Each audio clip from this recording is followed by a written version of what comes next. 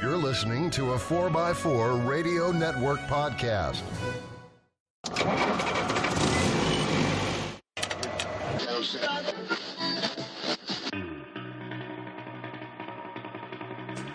The Centresteer Podcast, a Land Rover podcast by Land Rover owners.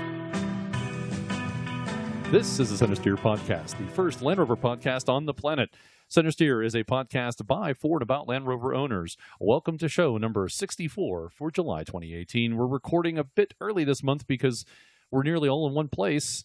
We just attended the Pittsburgh Vintage Grand Prix, and we'll talk about that a little later in the show. But I'm your host, John Kostic, and joining me live from the studio outside of Pittsburgh, Pennsylvania, are Harold and Morgan. I'm looking at them in person. We spent the day together at going to Vintage Grand Prix, and Mike was scheduled to join us on the podcast here live in the studio, but unfortunately he had a family matter and could not make it. Our guest this month is Glenn Parent. Glenn was with High Meadow Farm Rovers and worked on the Centresteer prototype. He's now out on his own, and he'll talk about all that and more later in the show. So welcome, guys, to the show. How's everything going? Doing all right? Well, yeah, I guess. We're here. Have you recovered from the heat? No, not at all. I know. We had fully planned to record, like, we'll come back, we'll get some dinner, and then we'll be ready to record. And, like 4 hours later, okay, let's do it. Well, somebody had prep work to do. We all had prep work to do. Thank you very much. I had to prep my eyelids for a little while. And then we all had to peel ourselves out of our seats. Ain't that the truth? Leather couch in July. That's such a great idea. And I forgot to mention there's one other person joining us on the show today, and that's Cinnamon. Cinnamon is your dog. She's joining us here in the studio. Yep. You'll hear the occasional clicking of her toenails and maybe jingling of her collar. That's the only noise she makes. I know. She's really good and quiet. What kind of dog? Siberian Husky. A red one. And how is she dealing with the heat? Not particularly well. I know. Not so much. She spent the entire show sleeping under John's Defender. So yes, with ice packs around her. Yeah. Packed in ice. Yeah, and was not ready to move when we were ready to drive away. She was not. No, she was not. No, not at all. A very special thank you to our new Patreon patron, Kristen. Thanks very much for supporting the show. Your support really does help, especially with our domain management and website hosting. If you're not familiar with Patreon and our Patreon account, go to patreon.com/Centresteer for all the details. That's Patreon. Thank you for your comments, likes, follows, such things, interactions on Facebook, Twitter, or Instagram, and email. We had an email from Matt, who appears to come from Washington State in the United States. I will read this in its entirety because I think it's fun. Why not? Hi there, John, and the other fellows, too. I just wanted to drop a note with regards to your podcast. As a Valentine's Day gift this past February, my lovely wife gave me a subscription to Alloy and Grit. Nice. Good for her, right? As I perused the page, to my surprise, I found there was a podcast devoted to Land Rovers. Spoiler alert, it was yours. At this point, I think you were at number 58 or 59. Anyhow, after listening to that, I knew I had to go back. I went back to number 1 and started there. It's taken me over 4 months to plow my way through them. But after that journey, I thought I would like to say thank you. I love what you guys do, and I want you to know what a cool resource is for those of us who take interest in Land Rovers. I'm sorry, I'm still over the fact that he went back to number 1. Well, I'm thinking, I thought something entirely different. When he said, I listened to that first episode, and then I had to go back. It's like back in time to before you discovered the podcast, so you don't do it again, or what? Try to get those hundreds of hours of your life back. 4 months. Is that a continuous 4 months? Is that, well, considering how much we talk, right? I guess it could very well be. It could. But 58 times 2 at minimum? What's the, Those first couple episodes took a while to get through. Yeah. For us, I can imagine listening to them. Backing up. Wait a minute. What did they say? What did they say? The audio was so crappy. It was. We just hope that you sort of went in reverse chronological order so that it slowly degraded instead of jumping back to horrible quality. Gradually and go back to where better. you're ready to give up. No, I think you went back to number 1 and went from there. Yeah. More power to you. Well, his day got better. At least each month got better. Continue. Hopefully. Continuing myself, I own a LR3, which I know doesn't vault me in the club the way a Defender or Series truck would, but I can tell you that my enthusiasm for my truck is real! Exclamation point. I came from owning 2 of the old FJ Land Cruisers, but I am a Land Rover convert now.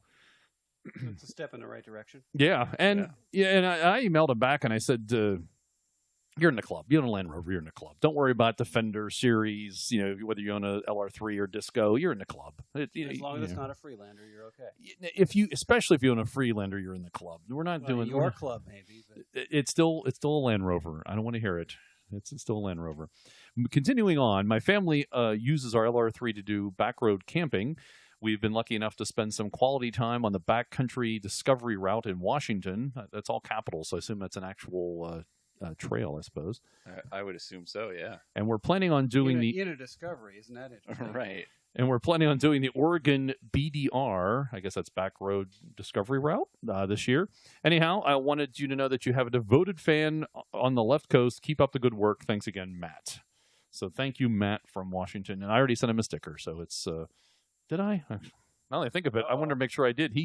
I said I would. You know what? I think I forgot Matt. Sorry, I have to put that on my list. Talk to my social secretary, and we'll get a. I forgot to put a sticker in the mail to you. Hopefully, by the time he hears this, he'll have the sticker. We apologize for the sticker not being sent. Those responsible for sending the sticker have been sacked. Next, had a nice Twitter from a tweet from Martin Davis. Another great show this month. Didn't hear much from you guys. Your guest sure could talk! Exclamation point, and that's Malcolm. Oh yeah. I'm restoring. Either Malcolm or Adam, one of the two. Yeah, that's true. I'm restoring a numbers matching 1991 110 high cap right now. Right on. Ooh, nice. Thinking if I ever come to sell it, I should look for a buyer in the U.S. Yeah, I think you should. Sure, why not? Yeah, you'll get plenty for it. Yeah, I think so. Especially if you're restoring a numbers matching high cap. Finally, we had email exchange, I guess. Is it email when you do it over Facebook? But a gentleman by the name of Brian, he lives in Gembrook, Victoria, Australia. He sent us a picture of several pictures he has of various Land Rovers. He has a 1958 Moldy 1, a 1985 green... I think that's the series. I think that's a Series 3. Is that, if I'm mistaken? I forgot. No, it wouldn't be. It'd be a Stage 1, right? 85? No. 85 would be Defender. Would be Well, it'd be the. I think the heat, 110. The heat's getting to me. 2003 130, and he has a 2013 red D90. And the one of them that he got, I think that's the D30. The 130. Yeah. The 130 was a fire tender. It was from a fire brigade, and of course he's about to remove the pump and tank, which I don't understand. Why wouldn't you leave it there? But I think they were cool.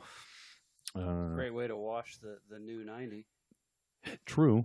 Yes. Well, I think he's going to turn it into a touring rig and an overland rig is what he wants to do, like a la the Bells.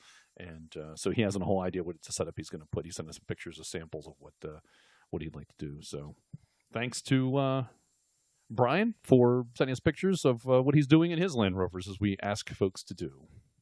It's very cool. 130 is a perfect platform for that, as the Bells know. Yes, absolutely. Right. And he, I told him about the Bells so he could check them out and see what they've done. If you haven't already, Brian, we recommend you do that. I don't know when they're getting down to Australia, though. That's a different A to A. Yes. Yeah, they're currently planning to go to Africa. Well, they switched A's because they were going to do Asia and Australia, but then now they're going to Africa instead. Right. Oh, interesting. I missed that. Going to circumnavigate. Well, you need to listen to the special Patreon. If only there were a podcast where we talked about these kinds of things. And if only somebody had spent hours and hours and hours in a vehicle coming and visiting the studio.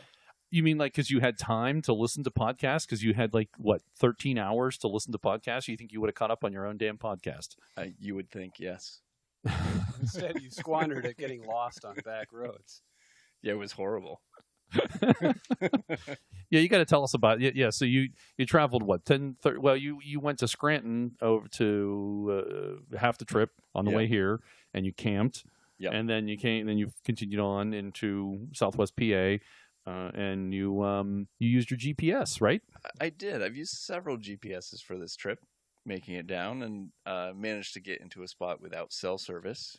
I prefer to have multiple backups, so I had, an iPad with Google Maps and everything pre-downloaded, but then I decided to just switch over to an old GPS that I keep in my vehicle, generally just in Vermont for looking at the old Class 4 roads because the maps are very outdated, and forgot that I usually keep it in avoid highways mode. So I got an absolutely gorgeous scenic drive through southwestern PA with no cell service. Central PA. Oh, yes.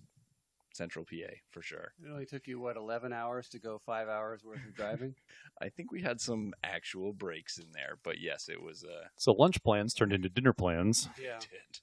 Yep. Well, you're here now. That's all that counts, right? Yeah, and it's a gorgeous drive down from Vermont through southeastern New York and into PA and down diagonally westerly. Through State College and... yeah. Yes, wonderful time.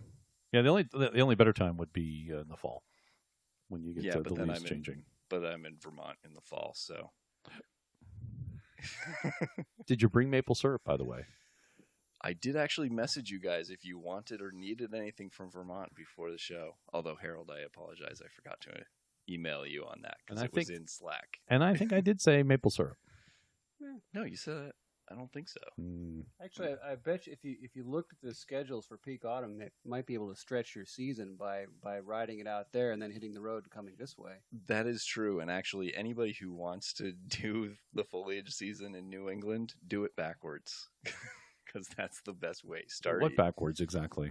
Don't go expecting to hit peak foliage at a certain time. Make sure that you're already in peak foliage in the state you want.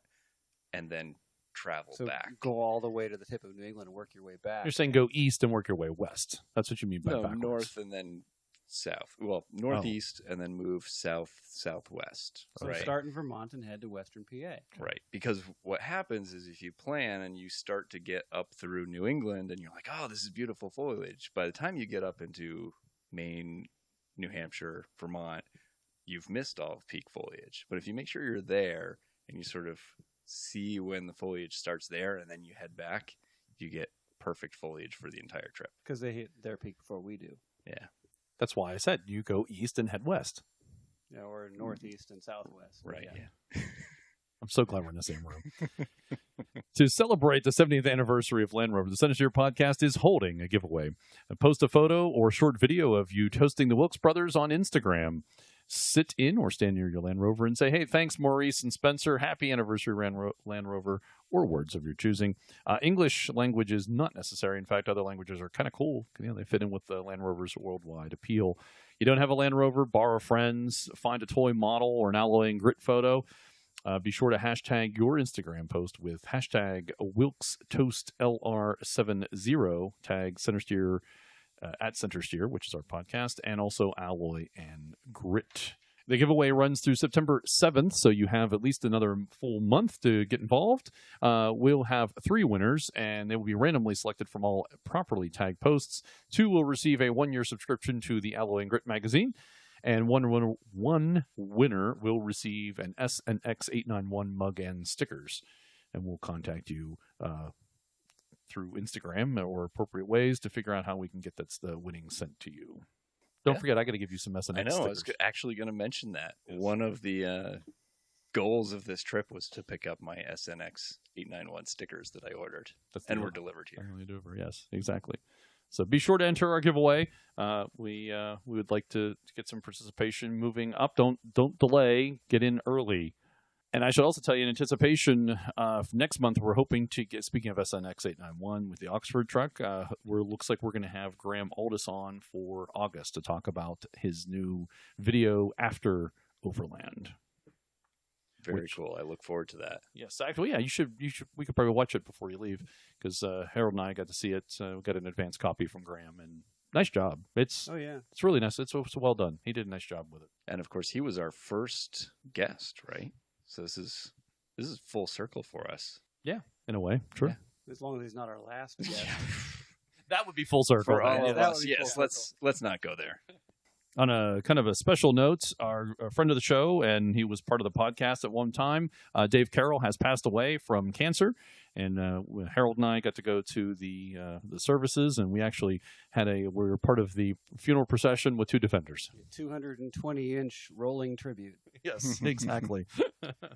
Nice. Dave's a really good guy, known throughout the community, especially here in North America. He'll be missed, and much love to his wife Heidi and 3 kids. I don't know. What else do you say at that point? I don't know. Yeah, it's a shame, but yes. As we could have a negative turn here in the podcast. I prefer not to, so I think we'll move on to the news. Does that seem fair? absolutely. You guys all right with that? Sure. Dave, we miss you already. Jaguar Land Rover Brexit threatens plan to spend $100 billion in the UK. So Britain's biggest auto manufacturer is warning that a bad breakfast ruins the day. Once again. And we might have a show title. In my head, I'm like, don't say breakfast, say Brexit. We'll start that again. Britain's biggest auto manufacturer is warning that a bad Brexit would blow a hole in the company's profits and put a huge amount of its spending in the country at risk. JLR said that if the UK leaves the European Union without maintaining a smooth trading relationship with the bloc, it could wipe out more than £1.2 billion of companies' profit a year. CEO Ralph Space said, quote, "We urgently need greater certainty to continue to invest heavily in the UK and safeguard our suppliers, customers, and 40,000 British-based employees. The company plans to spend £80 billion in the country over the next 5 years, but cautioned that this would be in jeopardy should we be faced with the wrong outcome." And further quoting him, Jaguar Land Rover's heart and soul is in the UK. However, we and our partners in the supply chain face an unpredictable future if Brexit negotiations do not maintain free and frictionless trade with the EU and unrestricted access to the single market. So there you go. This is stunned silence from our Well, end. it's there. And It's, As a hush falls over the crowd. yes, Exactly. yes. Yeah, it's I think it's not to be unexpected for what they're saying, because they've moved their operations throughout the world and then extended out to the UK. They certainly don't want to have to raise their prices or have that be worried about how much it's going to cost between year to year as they're rolling out new models and they're trying to change the how they're fueling their cars. Literally, they're moving from internal combustion to electric, as we've been talking about. Right. So yeah, it's important. It's out there. I mean, it's it's politics, but it's also vitally important to the market that we like and to the future of the company in many ways. Because if they don't have money to invest, or they're going to invest money here and then things change and they don't have as much money, that'll affect possibly the new Defender. That affects the support of the heritage vehicles. Right. yeah, and they've been working very hard to build up this talent base, and they're starting to move outside the country, but I still think the vast majority of their talent resides in the UK at this point. You're talking about the manufacturing and the design and design, engineering, all of that seems to be still very much based in the UK. I mean, they do have some like US and other European, China, and yeah, right, yeah. We have an article. We have a news article coming up later. They're going to do some electronic vehicle stuff in China. So. right. Anyways, continues to be watched on that. JLR profits in the U.S. for June were pretty good. JLR reported June 2018 U.S. sales. Land Rover had its best June sales month ever. They sold almost 7,000 units. That's a 21% increase from June of 2017. Jaguar sales, however, saw a 20% decrease from June to June. JLR total June U.S. sales, this is both Jag and Land Rover, reached 9,335 units, a 7% increase from June of 18 to June 17. For the first half of 18, JLR U.S. sales are up 5% to almost 60,000 units. So specific U.S. model highlights for Land Rover, with sales of almost 2,000 units, the Range Rover Sport also set a new June sales record. And the Velar sold 1,363 units in June.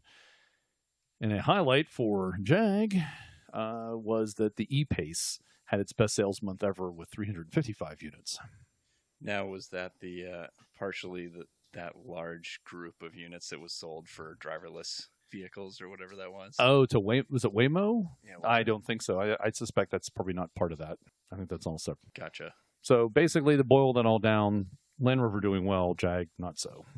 I wonder what the reason for that is. I kind of wish we had Michael here to give us a little information there that he might have backstory. Twist his lies. Yeah.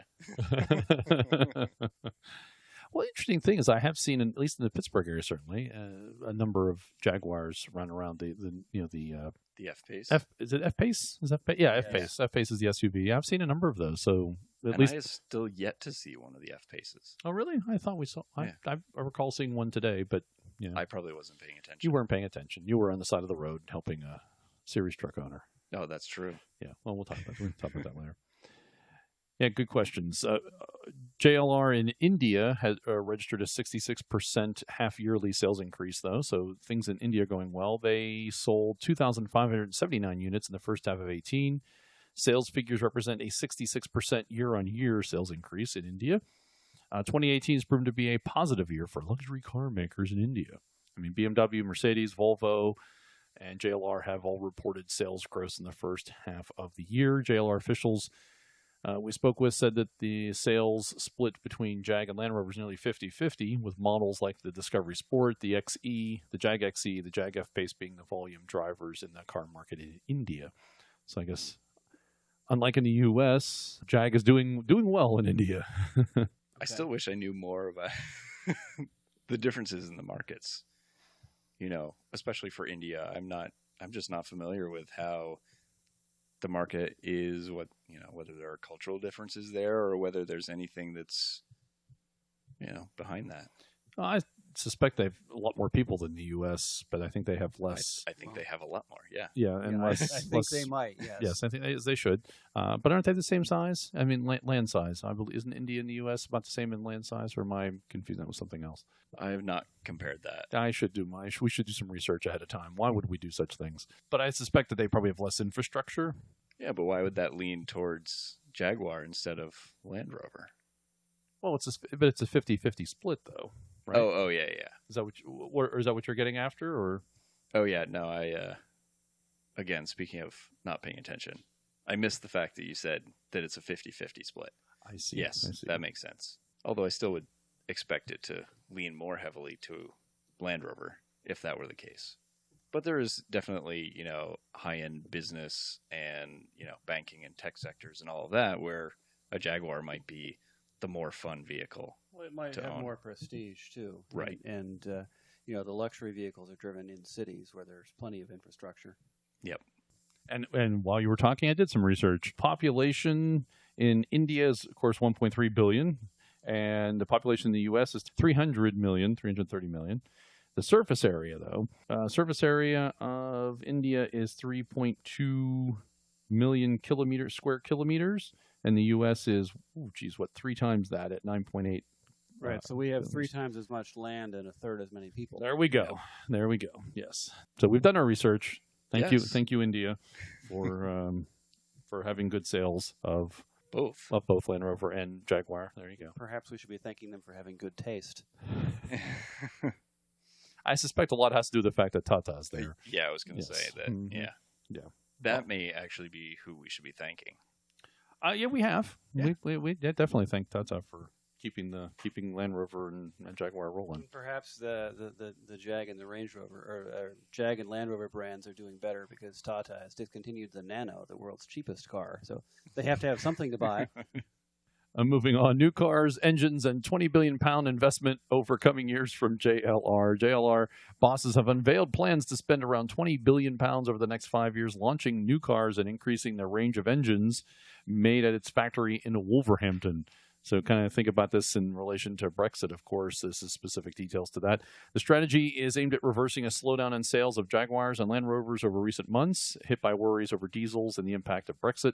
Again, this is the UK specific.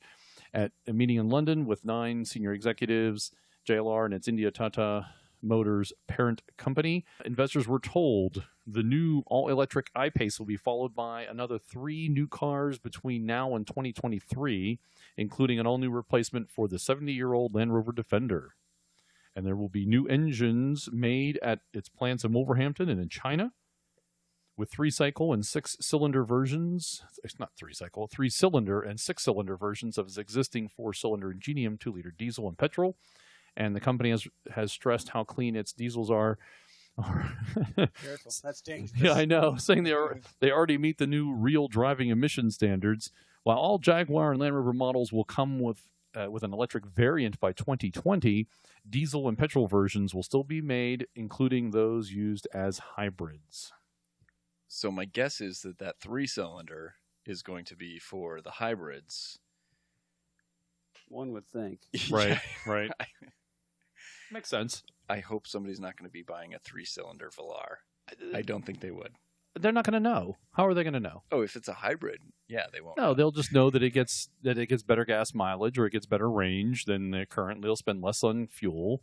Yeah, that's what they're going to worry about. They're not going to worry about that it's a hybrid or not. Oh, totally. As long as it can get out of its own way. Back to India, JLR to set up manufacturing lines for engines at Pune plant. So Tata is committing fresh money into the parent company's home market by investing in an engine assembly and manufacturing line at the Pune plant as it seeks to carve a meaningful place for itself in the India luxury car space. I guess I should have flipped these articles. My apologies. This would have made more sense after the India one.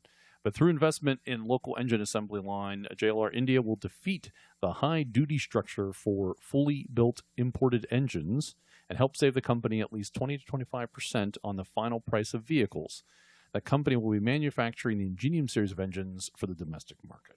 That actually opens them up also to the possibility of, producing the engine parts more en masse. If they start with the domestic market, but they're already producing all the parts to build the Ingenium engine, that may mean that they can actually start building Ingenium engines at a bigger rate. If they start realizing they can do it more efficiently and more cheaply in India, then yeah. And also supply the Chinese market.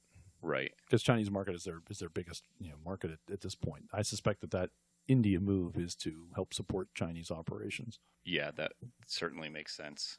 But as you said, if things are going well and they've got problems in Europe, and you're producing the engines even with an import duty maybe into the UK, that import duty may not be as much because your engine is so cheaper produced in India, even with transport costs. Right. It's the numbers game at that point.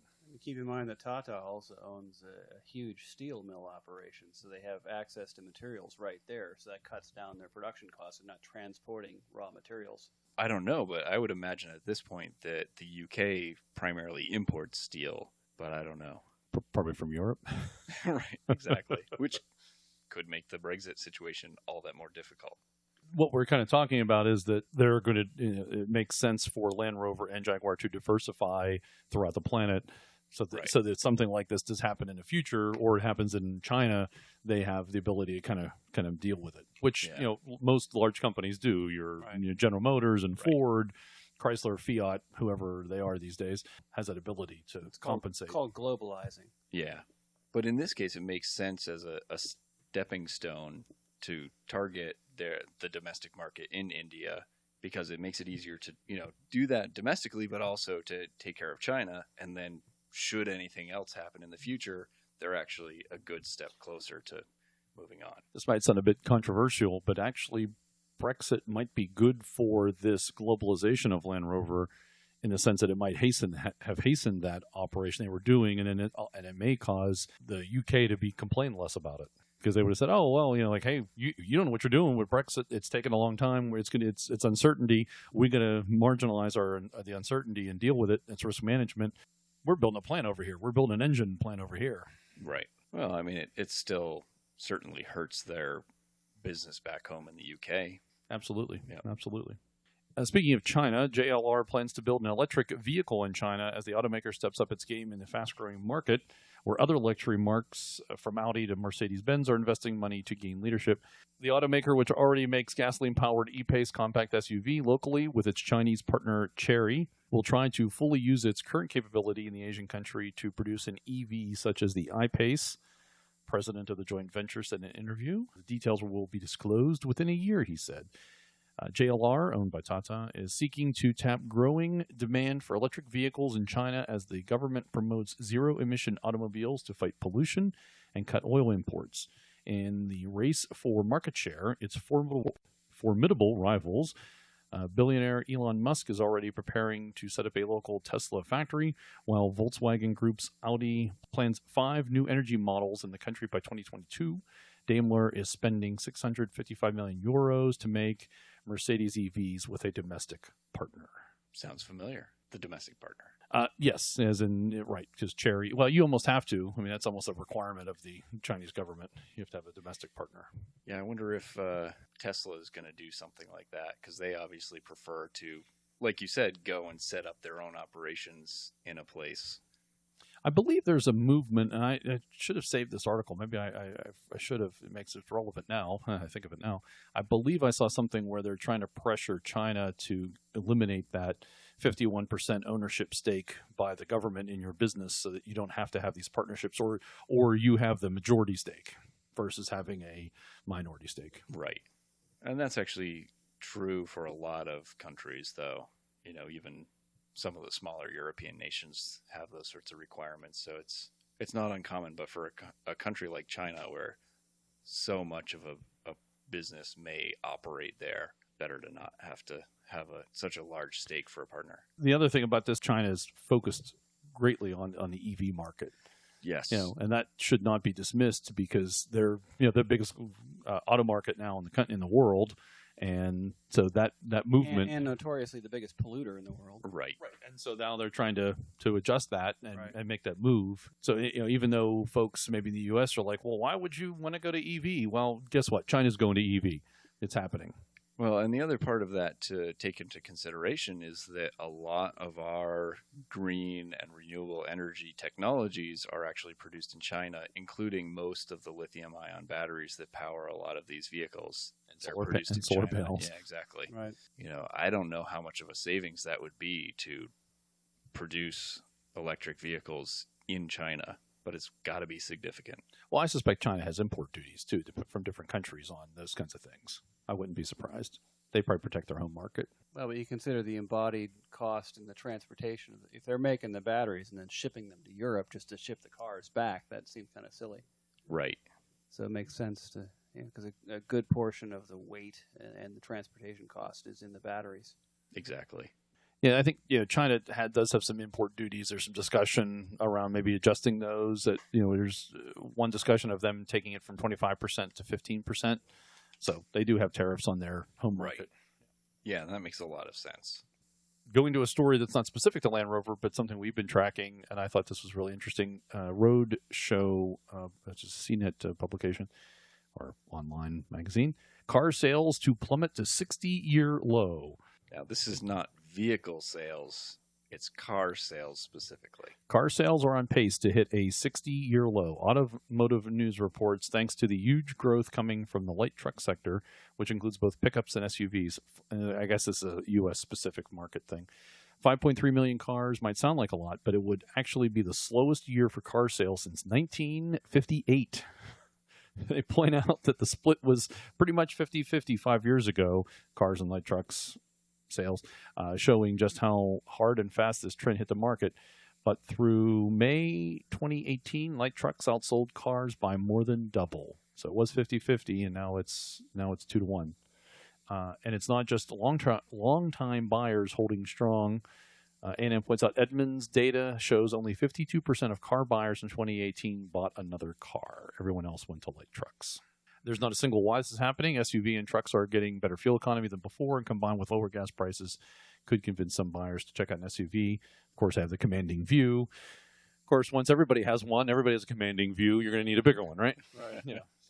And they of course have better storage space and such. But and then the last thing here to point out, just kind of recapping all this, Automotive News points out several automakers have been on both sides of the car sales fence. Fiat Chrysler stopped production of the Chrysler 200 and Dodge Dart in order to focus on the more popular and profitable SUVs.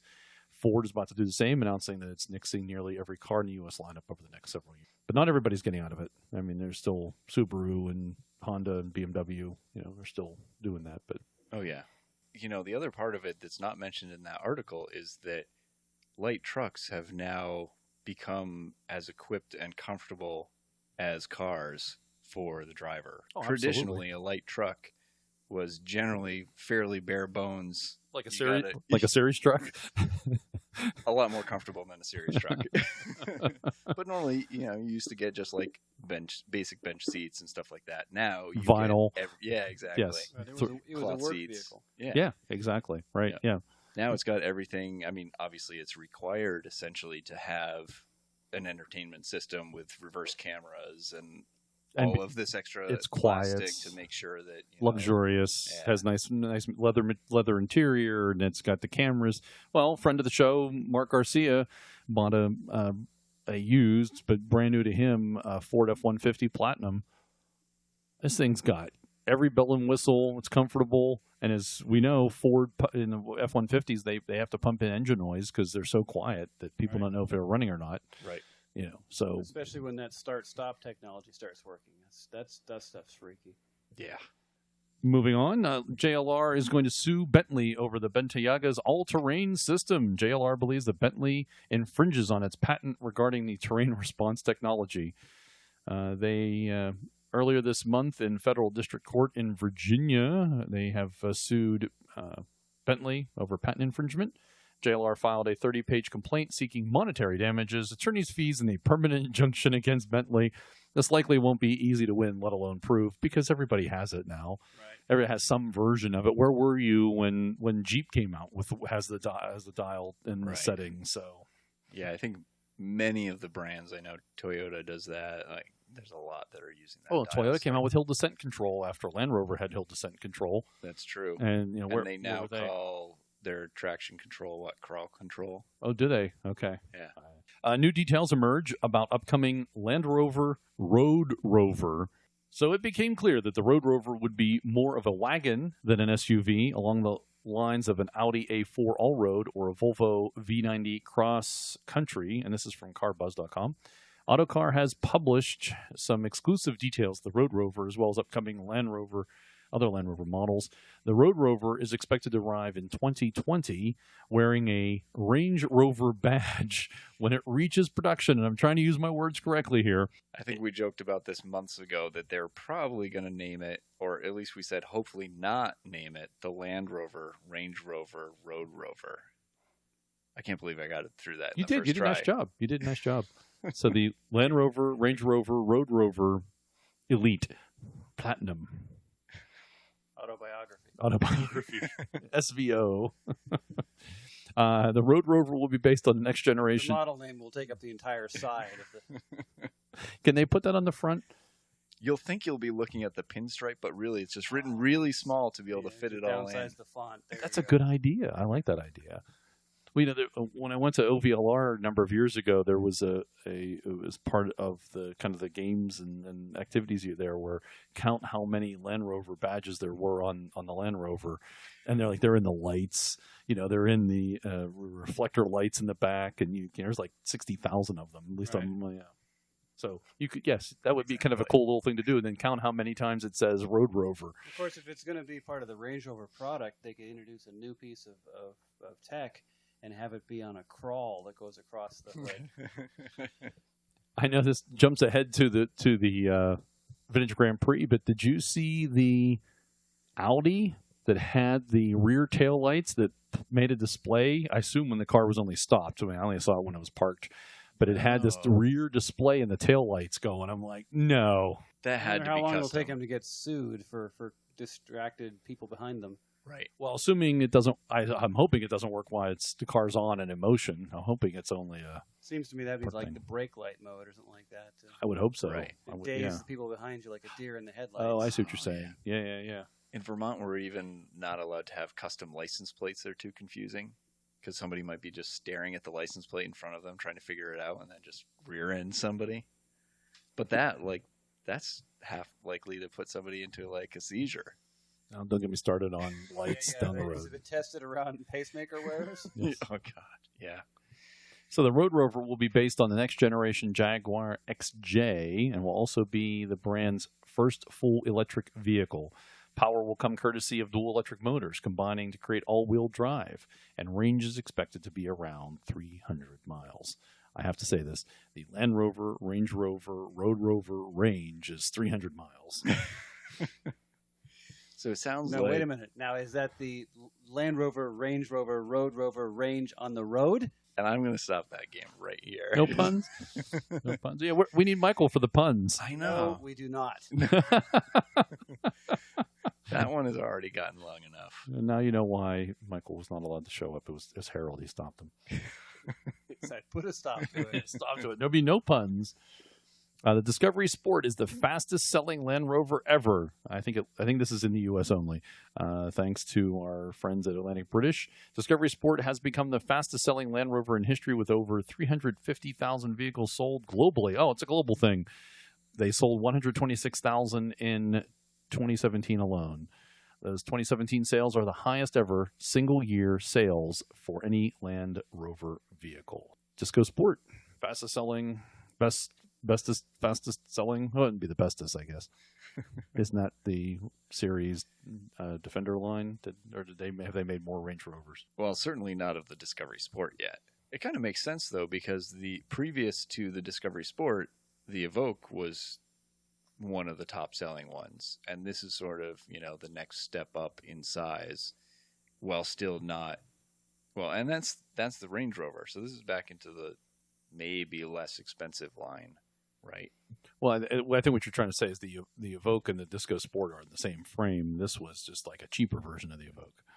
But I think it's actually larger than the Evoque, is it not? The body might be a little larger, but they're the same frame, aren't they? Aren't they same chassis? I think they are a shared platform. Yeah. Too bad there's not a podcast that would follow that kind of stuff that we could refer to. And I thought this was kind of neat. Thought we'd talk about this one. The Jag F-Pace versus the Range Rover Velar. Car and Driver did a comparison because those are the same chassis. They reached a rarely achieved consensus. This is what Car and Driver said. The Jag wins this showdown on platform mates because it's more enjoyable to drive every day. So the Jag was more enjoyable. Both are built on JLR's aluminum-intensive D7A platform. Both come standard with 8-speed automatic transmission and all-wheel drive. They ride on 113.1-inch wheelbases and use the same multi-link front and rear suspension supported by coil springs. There's a bunch of things you can read about if you want to go on all the details between them, including interior, exterior seats and such. But the Jag wins largely on subjective matters, the smallest nuances of character that coalesce to reveal a more engaging SUV. It has driverly ambition. It encourages hustling, while the Rover merely tolerates it. The translation is the Jag has more power. That it's quicker. So it's more fun. That it's quicker and has an as-tested price of about $3,000 less than the Velar simply seals the deal. Well, it's all too fitting that the Jaguar would be the more fun to drive. It should be, right? Yeah. Isn't that what a Jaguar is supposed to be fun to drive, especially compared to a Land Rover? Well, the Jag actually does intend to go fast. There's a nice little summation they have here between the two. The positive for the Land Rover was Starship controls, stunning interior, more capable off-road. Negative, Starship controls, less engaging on-road, equals a very fine luxury crossover with a side of off-road capability. The F-Pace, comfortable at speed, quick enough, playful. However, it has a busier ride, smaller back seat, which equals the one we'd prefer to drive home. So there you go. Between the two, the F-Pace versus the Velar. If you get to drive home fast with the kids kicking your back seat, it's better than having them kick the back seat from a little further back. Well, you can't get us home as quickly, I guess. Well, I think the acceleration helps too because it helps keep them from kicking the back of the seat because they're pinned into theirs. Yeah, if you keep the G-forces up, they can't do much. This article, though,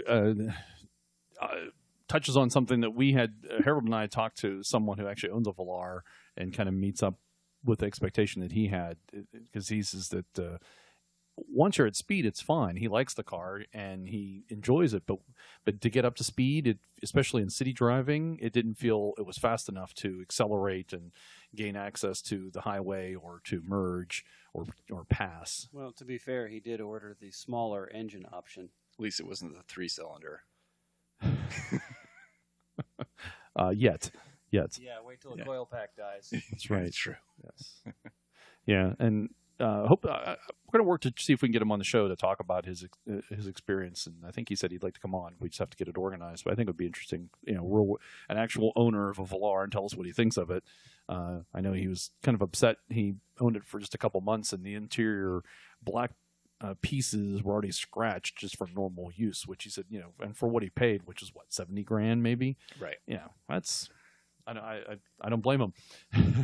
Absolutely. But then recently we talked to him again about it, and he goes, I'm thinking about getting a bigger one. We think he meant the bigger engine. He's kind of turned a corner a little bit. The more he's lived with it, the better he likes it, except for the engine and acceleration.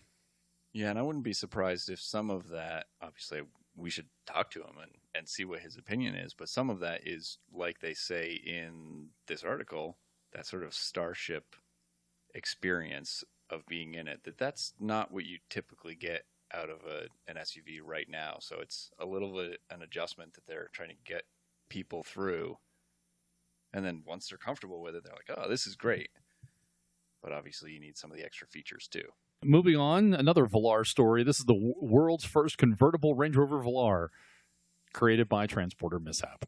So it's more of a... we say more. It was just a fun article. I got a chop saw. I can make one too. That's true. An intrepid transporter lorry driver who forgot to lower the top deck on his vehicle before driving on the M61 motorway in northwest of England, smashing the top end of an expensive brand new car into a bridge, resulted in quite a bit of glass and general debris over the road. The Northwest Motorway Police didn't take too kindly to the vehicular creativity, reporting the driver for driving without due care and attention. So, just a fun one. The Velar. I got emails from a bunch of different people. There's a Velar convertible. And like, oh no, there really isn't. I think we're well past April 1st at this point. Yeah. At least only the Velar lost its head. Thank you. Where's Michael when you need him? That sounds like a good pun opportunity. And we wanted to talk about this article from video about the Land Rover 70th anniversary, Catch the Journey, and it looks like it's out of the Economic Times out of India. But we play the video, and it lasts 10 minutes, and we had audio from the commercial that was played before, but there was no audio on the video. And looked that kind of interesting because it looked like they took a lightweight and compared it to a disco, and we wanted to know, but never heard any video. And we tried several things. Actually, I think it was the Discovery Sport. Actually, it seemed to be something out of India with the. No, it was a full disco. Disco 5. It was the Disco 5. It was a full Disco 5. Yeah. Yeah. Right. So if we have any India listeners and this Economic Times article, a video, you can you're a lip reader and can let us know what they say because it looked interesting. Or if you want to do your own rendition of a bad lip sync of it, absolutely, right? Go for it. Right. That might be a whole different podcast, but. A non-Land Rover specific article, Herald asked for this to be included, was the UK government to start backing auto restoration apprenticeships. So they announced recently that representatives from the Federation of British Historic Vehicle Clubs were able to secure the funding from the UK's Education and Skills Funding Agency. The funding will enable the Heritage Skills Academy to meet updated criteria for the government's Trailblazers program, which encourages groups of employers to collectively set standards for apprenticeship programs relevant to their industries. The improved course has been created by a panel of restoration business and training providers to ensure skills taught are those needed for the historic sector. Based at developer Dan George Hagen's Bicester Heritage Complex on the grounds of a former RAF Air Base, Heritage Skills Academy launched in September 2017. They offer apprenticeships in pre-war, post-war, and modern auto restoration, as well as apprenticeships in aviation, marine, and steam engines. Yeah, very cool. I mean, there's really very few schools in this country that teach that sort of thing. So it's neat to see that the government stepping up over there and actually supporting a full apprenticeship program. Yeah. This is for, well, as it said, steam and current mechanical stuff and modern thing. Well, not modern, but current. You want to do restoration of any kind of vehicle, and the program would work for you. Very cool. And obviously it means that, not only right now is that a very lucrative business to get into once you get through an apprenticeship, but with companies like JLR, there's actually a way to move into a company, and that may turn into something else with that company. And a way for Jag to develop talent that they need for their classic works. And I think one of the things that they actually mentioned is that this is also the goal to preserve these skill sets, which in some ways may actually later come to help modern vehicles. If you get an engineer who comes from a classic skill set, moves up through the ranks, and then says, "Why are we doing it this way? It was really easy to do it this way back when." There may be some moments like that, and of course, Keeps technology from becoming magic. it does, but it also, it keeps some of that industry alive, where we're seeing vehicles turn more into, basically computer technology and electric technology. And certainly with all of a great number of countries deciding that, petrol and diesel vehicles are all going to be, nixed in terms of new vehicle sales fairly soon, that means there's going to be a pretty large market for people who, like us, like classic vehicles, like vehicles that we actually have to drive. They're going to have plenty of business to keep those on the road. I hope so. I hope so. Yeah. Until they come up with a kind of a electric pack that rip out and put your series shell on top of. I'm gonna hold out for the Mr. Fusion home energy reactor. Yes. Hey, we saw one of those today. Yeah. Although it was one of the few DeLoreans that did not have that conversion on it. That's true. Those are seemingly few and far between, aren't they? But it was being drooled over by a kid in a flux capacitor T-shirt. Exactly. He came prepared. More than 600 cars set new record for largest parade of Land Rovers and Range Rovers. This happened at the end of last month in June. In Germany, in Bavaria, they had a new record of the largest parade of Range Rovers and Land Rover vehicles. The parade consisted of, do you guys know? Did I quiz you? Do you remember how many vehicles? It was 600-something vehicles. Yes, 632 Land Rover and Range Rover vehicles, over 80% of which were Freelanders. No, Defenders. Just seeing if you're paying attention. 80% were. I don't think that many Freelanders still run. That's probably true. Good point. Certainly in this country. And two keen participants drove their Land Rover Defenders all the way from Siberia to take part in the parade, an epic 8-day journey. Yes, the vehicles had, so in the parade, the vehicles had to stay a maximum of 2 car lengths away from the vehicle in front in order to their participation to qualify. Any gaps that were longer than the length of 2 cars meant the car following was disqualified from the total number.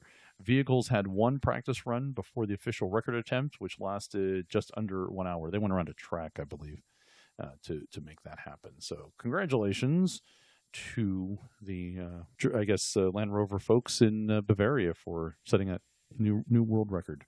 Cool. Yeah, that's very cool. And that was attempted 1 or 2 times previously by the guys from the South Africa. I think they had, that was an event. Yeah, but I think they did a parade, but didn't they just did a show where it was stationary vehicles, not a parade of the moving. No, they did. Did they do a parade? Yeah, they tried to beat that record, and I think they ran into the problem with the vehicles. The gap became too big, and I think they unfortunately had a couple of vehicles that actually broke down and therefore could not keep up. We could ask Matt. He listened to the shows that we talked about a couple of years ago recently. He could probably just tell us what happened in South Africa. Yeah, you probably just listened to that. Yes. There's an event coming up in the United States. The Western National Land Rover Rally is going to take place September 12th through the 18th in Beaver Valley, California, and that's put on by 3 clubs in the U.S. and the western part of the U.S. That is the Arizona Land Rovers organization, and the Great Basin Rovers, the High Desert Rovers, and the North California Land Rover Club. I believe that's at Bear Valley. Did I say Bear Valley? I said Beaver Valley. Oh, there's my Pennsylvania showing. Yeah, there you go. Your Pennsylvania showing. So go out to www.wnlrr.com. That's the Western National Land Rover Rally. If you're going, let us know how it goes, and kind of interesting to hear about that event. We're trying to get him on the show to talk about the event, but hasn't happened. But so we'll still push and let folks know the event's out there, and please go. There was an event. This is a post-event wrap-up. This was thanks to our friends at Atlantic British. The Ottawa Valley Land Rovers had their birthday party in June of 2018. One of the oldest Land Rover clubs in North America. It held its 35th annual birthday party at the end of June. The Ottawa Valley Land Rover Club has held the event in Ontario since 1984. This year's celebration on June 22nd through 24th continued the tradition of a fun event with a friendly, dedicated cross-border crowd. We've gone in the past up there, and it actually is a nice event. It's very enjoyable. This year, my group, not me personally, but their group, first ran the trail on private land, and everyone from a 1951 Series 1 80-inch to an immensely fortified Disco 1 got stuck up in the bottomless, goopy gatekeeper mud pit. You should see the picture. It's nasty. From there, they had a series of challenging hill climbs, water crossings, mud holes, narrow tree-lined passages to threaded trucks of various sizes. They threaded through those. The adventure wasn't without some minor body damage, with turn signals and quarter panels suffering damage on the wider trucks. Saturday evening involved a large catered dinner supplied by a nearby restaurant, who also provided the land for the main event site. Selection of courses left a little something to satisfy everyone's stomach. Saturday morning, the event closes with a traditional auction, which raises funds for the club to offset the event cost and help with operating expenses. The items are a combination of donations from various vendors and suppliers, including Atlantic British. Spare parts of various rarities and quality are donated by members, and Americans tend to get some very nice deals due to the exchange rate. So that's the OVLR, Ottawa Valley Land Rover, had their birthday party, and we're still trying to get Dixon to come on and talk about OVLR. It just hasn't happened yet. We need to do that. Oh yeah, definitely. He's on the list. And I got to make it up there at some point. Not that far from me. No, it's a nice event. It's kind of cool. You have less excuse than we do. I know. Yes, and I will say that's this. actually the faster route for us. Really? For a lot of those trips, it's faster for us to go up into Canada through that area and then back down into the U.S. than try to drive it. And try to drive straight all the way down. Yeah. Sure. My one suggestion, if you are going to OVLR, take lots of mosquito repellent. Oh, yes. When I was there, it was one year we just got... Yeah. That was horrible. Absolutely horrible. Do they have black flies over there as well? I would imagine they do. Probably do. All I remember was lots of mosquitoes. Yeah. So today, the three of us came together and went to the Pittsburgh Vintage Grand Prix. We'll start with Morgan. Tell us what you think. What you thought of it. I finally got you to show up to the event, and you're here. And yeah, it was great. I have to admit, I didn't actually wander around to most of the event because it was so hot, but also it was nice to just hang around the Land Rovers and talk to all the people that some of them I communicated with before, but for the most part, I had not met in person. So yeah, that was a lot of fun. It's a large event. It's fun driving into Pittsburgh. I actually had not been, and it's a pretty easy city to get around. Well, at that time of day. Yeah. Well, and sorry. No, personal experience. I mean, that's a city, really. Yes, right. Nobody wants to be there in rush hour. No. But although you got stuck in some traffic and actually helped a Land Rover guy that broke down. I attempted to help. You stopped. Well, I did, yeah. Well, while I don't have my Burma Bright Brotherhood badge on my current vehicle, I still had to stop. He's on Pathfinder. Yeah, exactly. But yeah, it's there was I apologize, I don't remember if it was a Series 2A or a Series 2. I think it was just Series 2. I think it was Series 2. Yeah. I believe the guy's name was Jay. Yes. And his wife, they were great, very nice and friendly. We got there just after the traffic was really bad, but they got stuck in the traffic. So there was another attendee of the event in a small British car that probably had gotten vapor lock in their carbs, stalled out on the side of the road. Unfortunately, the Land Rover, after multiple attempts, it was probably flooded in addition to the vapor lock, and they drained their battery trying to get it started. So we tried, doing some jumps with jump packs and all sorts of stuff on the side of the road, modifying some battery cables and all of that, but unfortunately could not get the battery up to a level that would actually turn the starter over. And at that point, the coil seemed to be cooling down. The carburetor probably was cooled down enough. But yeah, we just could not get the battery up to an appropriate charge. And we're upset with you because you didn't bring with you utensils and napkins and buns that we were going to have for lunch, because they had the other half of the food. Oh, did they? Yes. They were bringing stuff for us. Ah, man, 'Cause didn't know that. well, They 'cause- offered us water. I could have brought more water than we brought. There you go. Yes.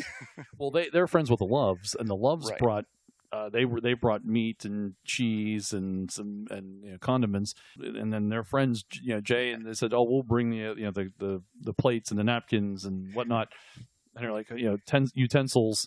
Yeah, and I had showed up. He had just talked to Mark Love, and Yes. yeah, I'm sure neither of us knew that there was the possibility. So Yeah. unfortunately, we had to make our way on. I would have stayed and hung out for a Oh, while, sure. but it was pretty hot on the side of the road. Oh yeah, You had absolutely. a dog that was overheating. That's true. Yeah. That wasn't fun. So, what cars stand out to you? So, if we should, let's set the scene for folks. I drove my 110. We deployed the ridiculously large, super outrageous, immense awning and hung out under that.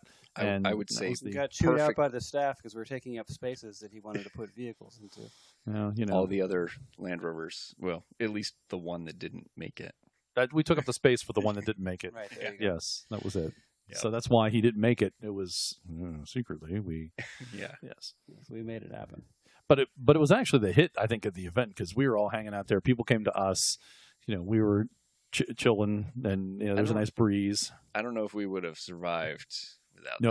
No, we would have been up in the trees. Yeah, exactly. Because there's just no way. We've done that before without an awning, and it's brutal. There's no way you can stand there all day, and Yeah. it's brutal, absolutely brutal. You go up in the trees. It's hard but- enough today, even with the shade. Yeah, absolutely. So The what? shade and a freezer full of nice cool water. Yeah, we did. So what stood out for you of the all the vehicles were there that you did see? I realize you may not cut everything, but anything interesting that did you see the Morgans, by the way? I missed the Morgans. I walked by looking at, I think on the right hand side was the Jags and the Rolls Royces and the Bentleys. no, I think some of They're on those the were other on the side. yeah, they Yeah. were on the other side. I think it was probably the Triumphs? wow. They were on the other side of the Lotus? that. Yes, the Lotus. There we go. Okay. You Yeah. went down that lane. Yeah, I went Okay. down that lane and then we diverged for food, and then we pretty much hightailed it back to the awning to stay cool after getting food. It's nice because it's not just a British car show. I think, to get to the food vendors, you walk past the Subarus. There was an upgraded Brat there. They didn't have their chicken tax seats in the back. But we could have wandered around, looked at all the BMWs, gone down to some of the, American makes and all of that. So there's a lot to explore. It's a very big show. I'm told it's the number 8 size-wise in this country. Really? Yeah. Nice. Yeah, it's one of those ones I'm used to car shows that, the first year you don't necessarily go see everything, especially if you know people there that you're going to hang out with and chat with, and you just sort of pick different areas. But, as with so many other car shows, there were so many amazing cars in the parking lot and all of that and just around town. So, it was nice seeing very old Ferraris getting unloaded from trucks and all of that without actually walking over there. How's it compare to Stowe? Or Um, how would you compare to Stowe? in terms of the makeup of vehicles, it's pretty similar, in terms of like 50% is MG and Triumphs and all of that, and then the rest of the British vehicles. But in terms of diversity of those, it's pretty good. Stowe actually has a lot more Morris Minors and all of those. I think there was one this year here. A ton of classic minis, though. Yeah, but- there were a but ton of only one minis. Morris Minor. Yeah. I was surprised about that. But definitely a good showing for that. Of course, British Invasion is just British vehicles. The other interesting part of it is that it is actually participant judged here at Pittsburgh Vintage Grand Prix, as opposed to British Invasion, which has a panel of judges who go around. So while they have, the official judges, and then they have, people's choice classes, here it's basically the attendees who vote on everybody else, which is very cool. Yeah. I mean, you said it's participant judged, and Right. it's And everybody's taste based on feeling. varies there. It's based on feeling and taste. So Similarly, at British Invasion, see, I blame the people because I didn't let them stand under the awning in the shade. well, maybe if you had not insisted on charging those people who are not already Land Rover owners and group members, I need to pay for that awning. See, what you needed to do, though, is come on under the awning. Here's where you check your vote on the ballot. Right, there we go. Exactly. Yep. But yeah, with British Invasion in Stowe, it's almost the other direction. Land Rovers tend to very rarely win the show because there's very few of the new Land Rovers, and of course most of the older Land Rovers have wonderful patina and are not necessarily original at this point, which loses them a lot of points to judges. So, So it sounds like they just need to educate their judges in what makes a proper Land Rover. Absolutely. But they don't have classes. They just have.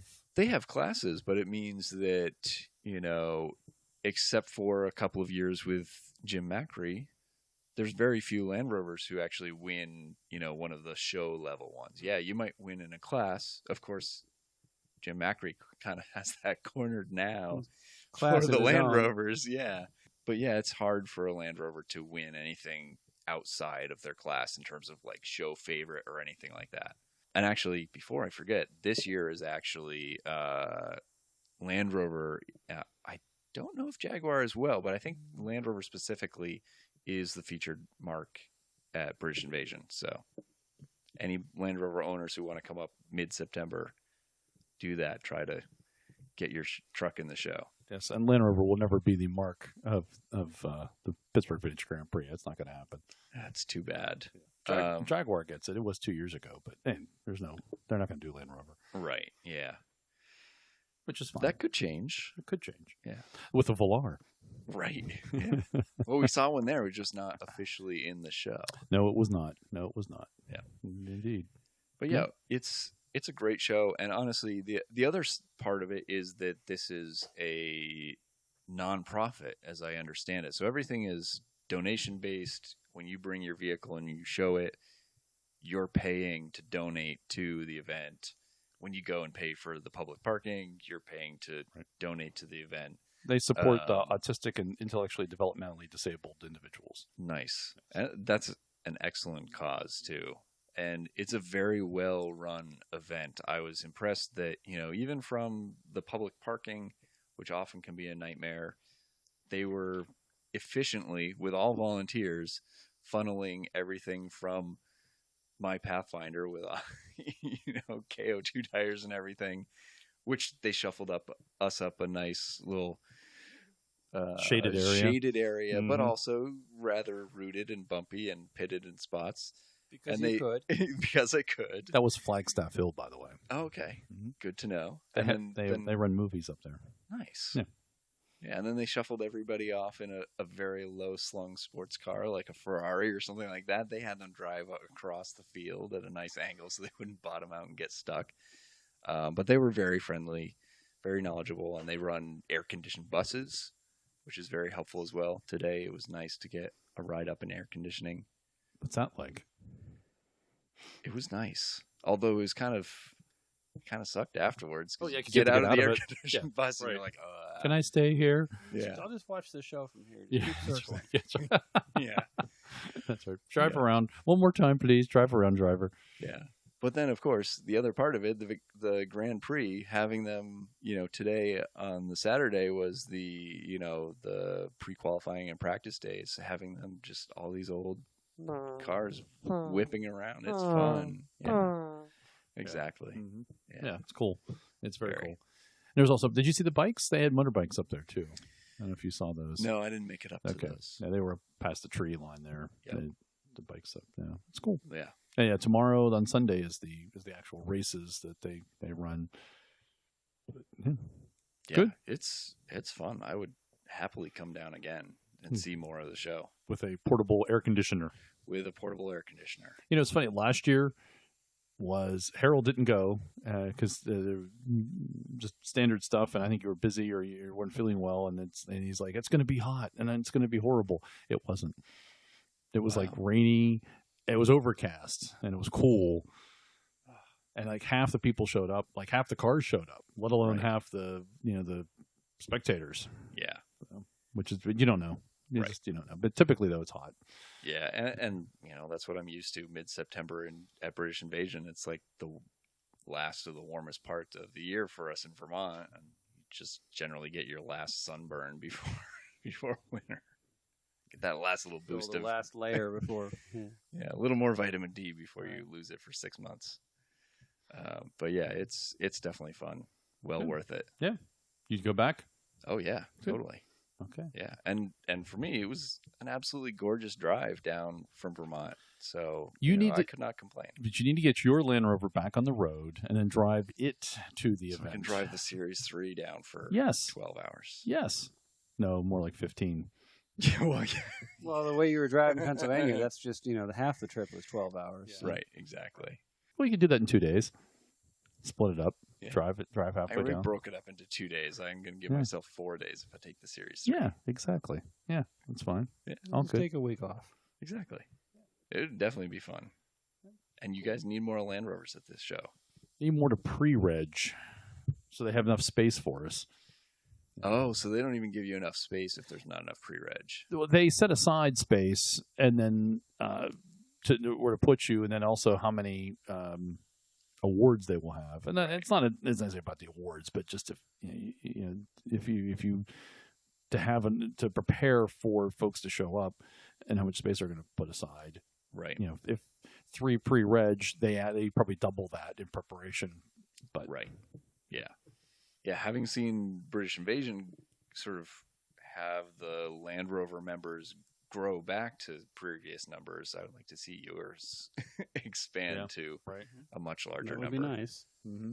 And actually, the one guy, Tom, I don't know if you met him, he was the main kind of guy ushering folks around. He's one of the volunteers, been there for a while, but he has an FC 101 he's restoring. Yeah, I talked to him about that for a while. That's right, you did, Very cool. So we're trying to get him. Of course, it'll probably be 5 more years before he gets it to the show. But like, come on, man, start working on it. Exactly. So Pittsburgh Vintage Grand Prix, thumbs up, thumbs down. Oh, big thumbs up. 2 thumbs up. Yeah. All right. And what about Cinnamon? Thumbs down. More buckets of ice, please. More buckets of ice. Yes. Maybe have you thought about shaving the dog? Would that help? That actually makes it worse. Because the fur is actually a really good insulation from the outside heat. Okay. Yeah. A lot of people then make that mistake with northern breeds. They think they're doing them a favor by shaving them, and it actually makes it worse. Okay. Yeah. And then it probably would also get sunburn and because they're protected. So if she comes back, she'll just ride the shuttle bus around all day, the air-conditioned bus. Exactly. Well, there you go. You could volunteer to have the dog shuttle. That's all volunteer, and it would just kind of drive. Yeah. Definitely. Although I don't know if I actually want to run a dog shuttle. A whole bunch of dogs just crowding in there, fighting, barking. Yeah. I like the idea, though. All right, we'll see you next year for the Vintage Grand Prix in July. Same time next year. Be here. And we'll see you in September at British Invasion. May very well. Don't be surprised. May very well. That would be perfect. That would be fun. Well, thanks very much, Morgan, for coming in and talking and telling us about the Vintage Grand Prix. Sorry we missed Michael and he wasn't here for it. So maybe next year we'll get him to come up. I know he really wanted to. We got some angry messages from him. Well, Michael, the deal is if you're listening to this, you can pick up your registration packet at British Invasion in Vermont. Nicely done. Nicely done. I like that. Yes. And we'll move it to a different show every time you miss it. We'll be like the Rover Underground. It'll just make its way somebody around. There, I'll just meet them it. and say, hey, take this to the next Rover show. Let us know which one it is, and we'll be there. Or Michael has to be there. Thanks again. Yeah, thanks for having me. And that's the news segment and the event segment for July.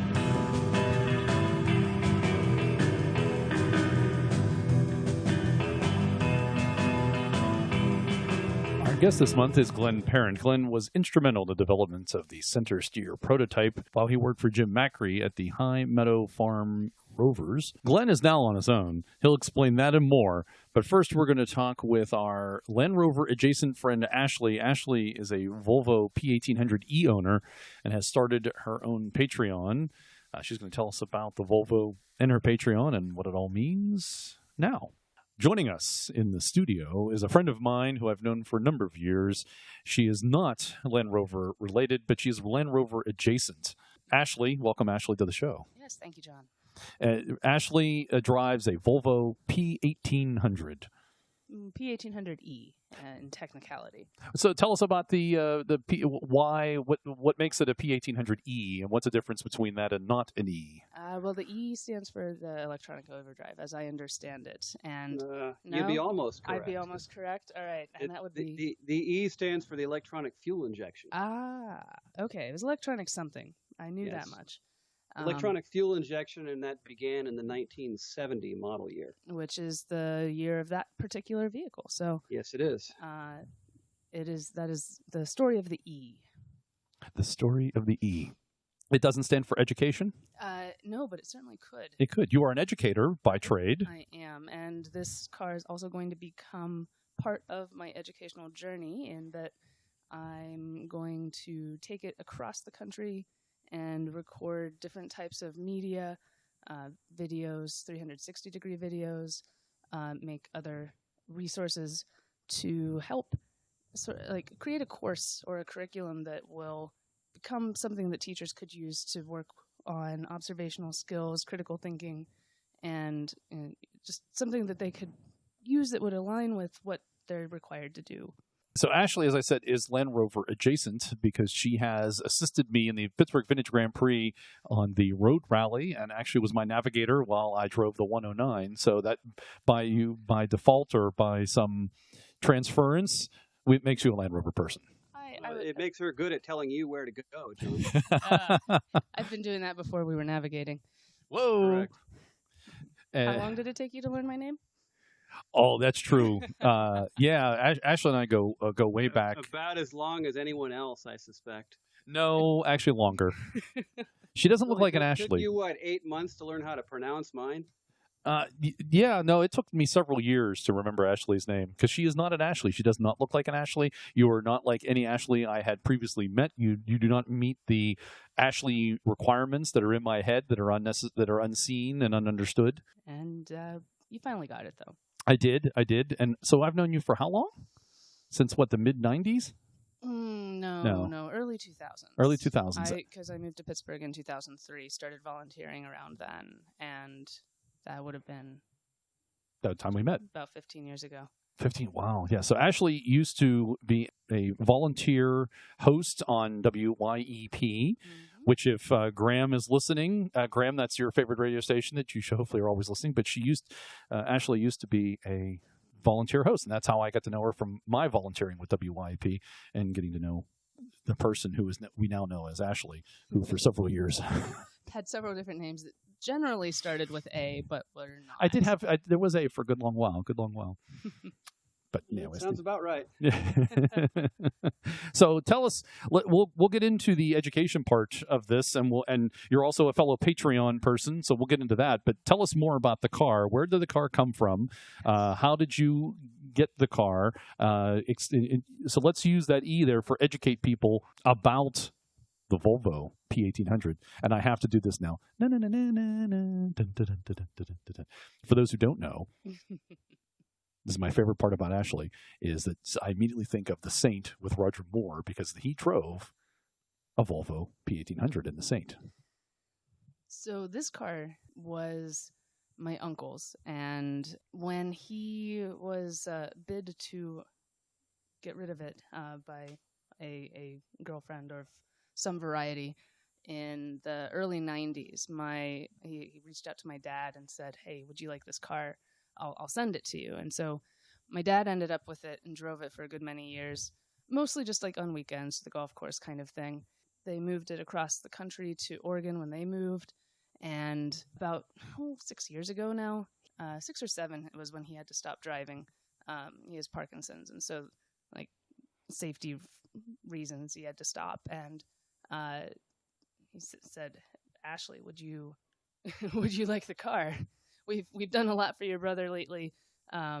We feel like we should offer this to you. And so I'm like, how is there any other answer than yes? Yes, like, please. Yeah. I mean, without seeming too eager. Right. So I ended up I with believe car. the other answer would be hell yes. Yeah, they're not big on swearing, but I think they would have forgiven that one. So yeah, I ended up with the car in January of 2015, I want to say, and have been pecking away at some of the laundry list of repairs and improvements and restoration since then. Was it drivable when you got it? Mm-hmm. Oh yeah. And tell us more about, is it automatic? Is it stick? Is it rear wheel, front wheel drive? It's rear wheel. It is a Four-speed? 4-speed. Engine size, do we know? Is that the 1800 part? Harold, do you know? No. Well, originally it was, but now it's a 2-liter. Okay.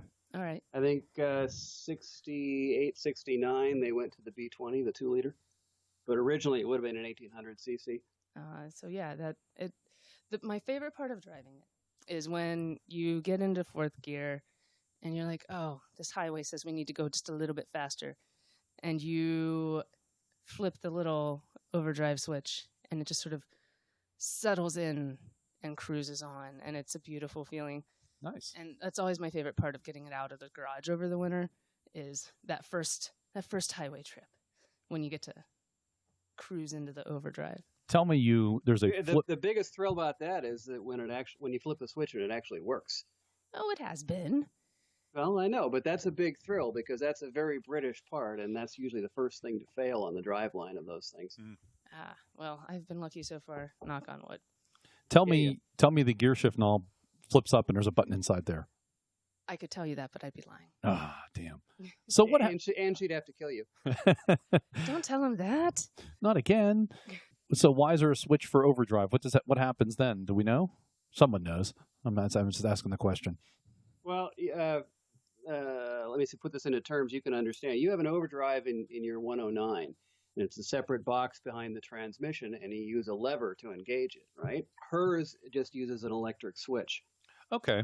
So it's a separate set of gears that is separate, distinct from the normal transmission. Right. It's a little gear case right behind the transmission, and it just happens to be engaged electrically as opposed to using a gear shift with linkage.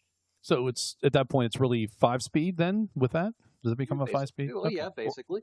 Or is it more like the 109 where it's 4.5 and 3.5? This one only engages in fourth gear. There's an interlock involved. So it'd be nice to be able to split the box into multiple gears, but short of doing some rewiring and playing some games they don't intend, no, it's more like a 5-speed. Nice. Good deal. What kind of gas mileage you get? Is it gas or diesel? It is gas.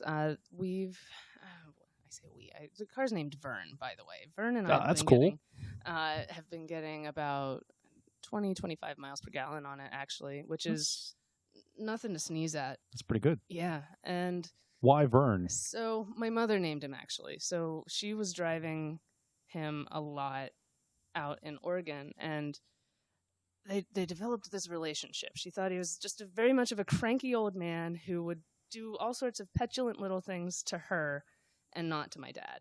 Sounds like a Land Rover. Well, sounds like most things British. Yeah. Yeah. She has a whole collection of stories of Vern and their adventures out there. And for the most part, he doesn't show that side to me. It's all positive so far. But why Vern? Do you know where she starts with V? It starts with V. Volvo, V, Vern. Sounds like a cranky old man name. Okay. That's fair. That's fair. That's pretty cool. So, Harold, you keep saying it's British. So is there a British background to the P1800? It's not all... Yeah, actually. When Volvo first decided they needed this car, this was a halo car for them, and they wanted something that was going to bring people to the brand. But they didn't have enough production capacity, and they didn't have in-house design staff that could get the job done. So they hired out the design to an Italian house by the name of Frua. They wanted Ghia to do it, but Ghia was busy, and there was a little bit of a potential conflict of interest because Ghia was really tied up with Karmann and Volkswagen, which would have been a competitor. but they got Frua to do it. But they needed the engineering and production assistance, and they turned to Jensen in the UK. And Jensen did the engineering on it, and they did actually produce the car for the first year until Volvo was able to take it in-house. So very much the architecture of how it's put together is very British. Is there a Lucas in it? No, there would be. Well, this one's a little, a good bit newer, but the first year there would have been a fair amount of Lucas content. Yeah. So Vern has been good to you. Yeah. What's currently happening with Vern? So I've asked Harold to work on replacing the suspension bushings, and he's done. Oh goodness, you've done a lot on him. Quite a bit a couple of years ago, and then I've been too busy to help you out for a while. So now I'm playing catch up now. Somebody had a project that sort of usurped everything. Yeah, it would seem. I do not feel bad at all. Don't. You have a nice car now. Yes, thank you. It's all good. Yes, it is wonderful. So what are the plans for Vern? So you are going to use Vern for your next iteration of your life. You're entering kind of a new phase of your life. Can you tell us about that and how that interacts then with Vern? So Vern is going to be like I've downsized to what I need that will fit in him. And which is not much. No, it's not much. One of the things that we've been thinking through is how I can take the spare tire with me, but not in the trunk. So I could actually put things in the trunk, or I could put things on the car somehow. Thinking through that so that I could actually, take a bag of bedding or something. Groceries. Or like a cooler. A cooler. While I'm going. So, or a passenger. Yeah, I mean, I can do it if I don't intend to take anybody with me, but that's no fun. No. So Vern and I will cross the country. I purchased a national parks pass. I want to explore as much of those as possible while they're still out there. While they still exist. Yeah. That aside, yeah. The goal is to capture as much as I can so that people who are not able to travel can experience it in a different way. So you're overlanding in a Volvo P1800E.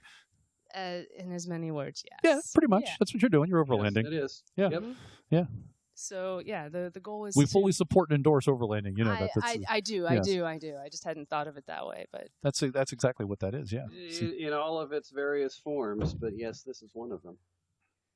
So yeah, I'll use Vern to get from point A to point B as I decide what they are, and with rooftop tent, you're going to put an RTT on there, have an awning, right? Yeah.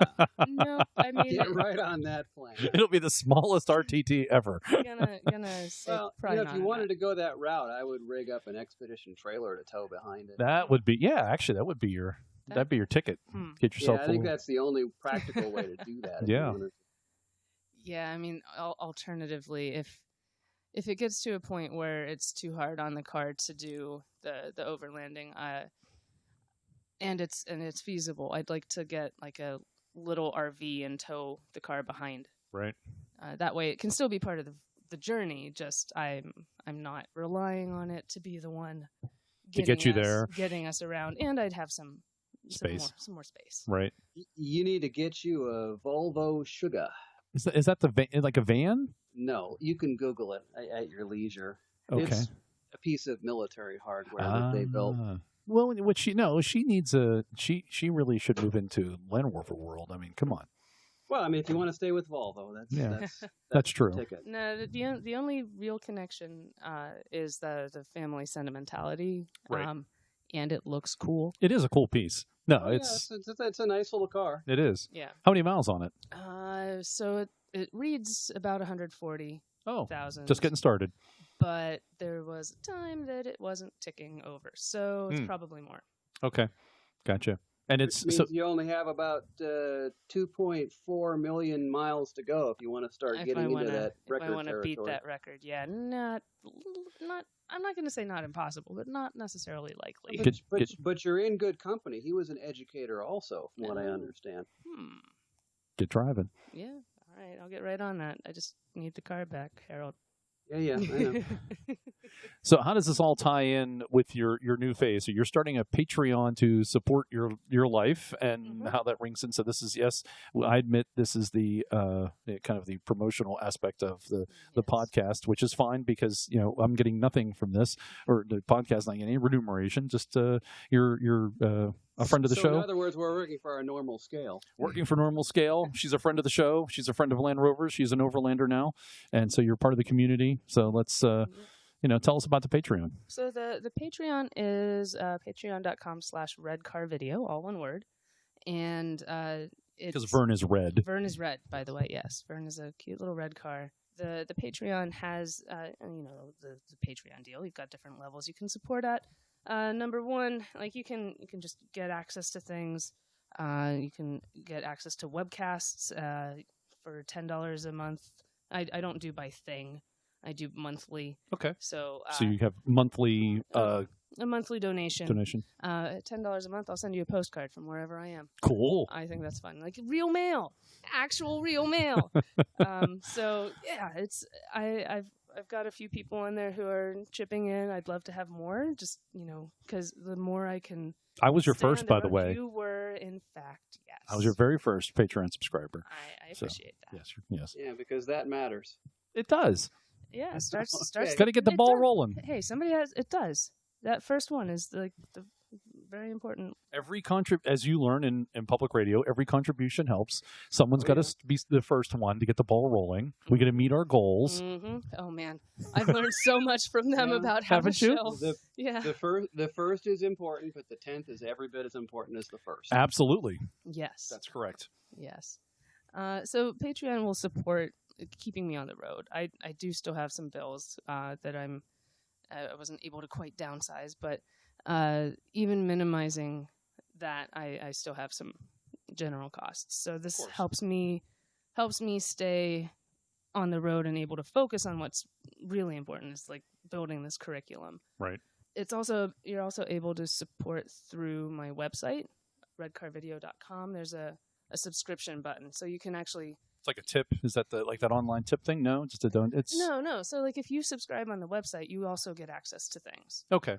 You'll have direct access to the content that I create, the worksheets, the curriculum books, and so on. So this is the education part of it. Yes. Okay, yeah, and then so Patreon is more of the travel overlanding aspect of it, and then your website is more for the educator part of it. So if you're an educator and you're looking for in the United States and you're looking for this curriculum, then go to redcarvideo.com. Yes. So if you're looking to support Ashley's overlanding and travels in a cool car, then that is patreon.com/redcarvideo. And I post regularly on Facebook and Instagram for just snapshots of where I'm going, where I've been. I had a webcast, a couple of them at this point, that are just like updates about what's going on and when things are coming out. And the webcasts are related to the overlanding piece or related to the education piece? So that's actually a little bit of both. So it's sort of breaking that fourth wall between me, the content creator, and who would like to know about it. So watching that, you'll be able to get an update. There's an interactive part. You can chat at me and I'll answer questions. I also will talk about, the journey itself, like how, what did I run into? What craziness did I see? Or was it extremely boring? And then I'll have to just tell really awful jokes and puns and stuff instead. You just come back on the show and we'll chat about inane things, right? Yeah. Well, we can always do overland updates too if you want to Skype in from the road somewhere. Ooh, there we go. There we go. I like that. We could do that. Like we're doing with other overlanders. Oh. We have, all right. Yes, we do. We do special when available when they have a Wi-Fi connection.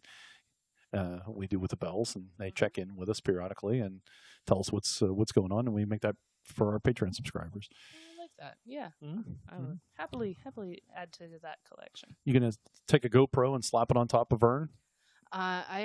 So the thing that I will be using mostly is I have a Nikon Key Mission 360-degree camera that I'll hit on the car, so I can get like the full picture Sweet. as I'm going. Like I have a couple of those already. So the camera does 360 on its own? Yes. That's pretty cool. I thought you were going to be using that rear-wheel drive and doing some drifting to make 360. That's the special extra feature on the Patreon Okay. site.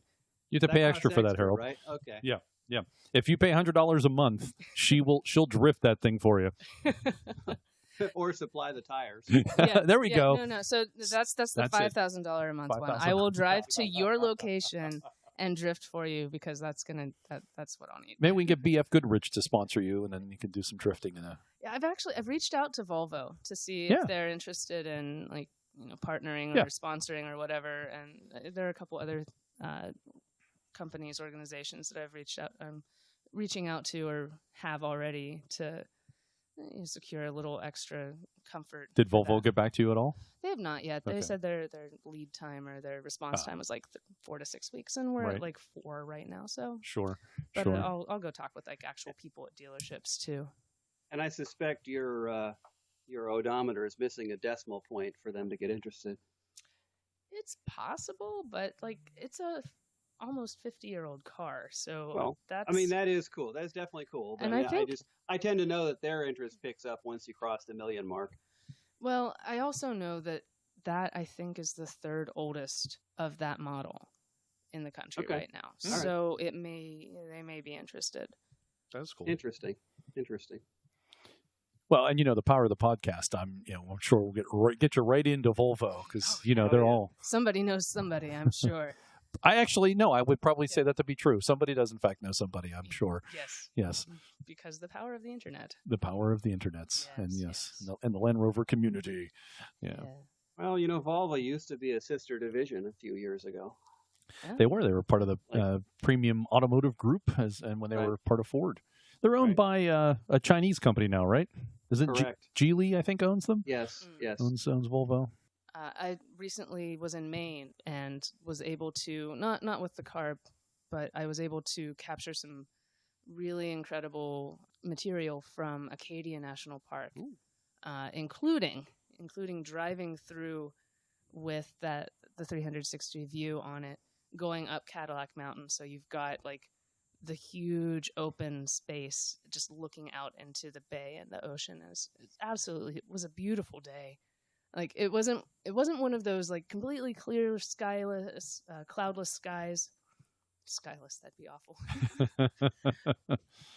It wasn't a Cloudless sky, I think is what you're going for, right? Yeah, a cloudless sky, because that would have just been almost boring.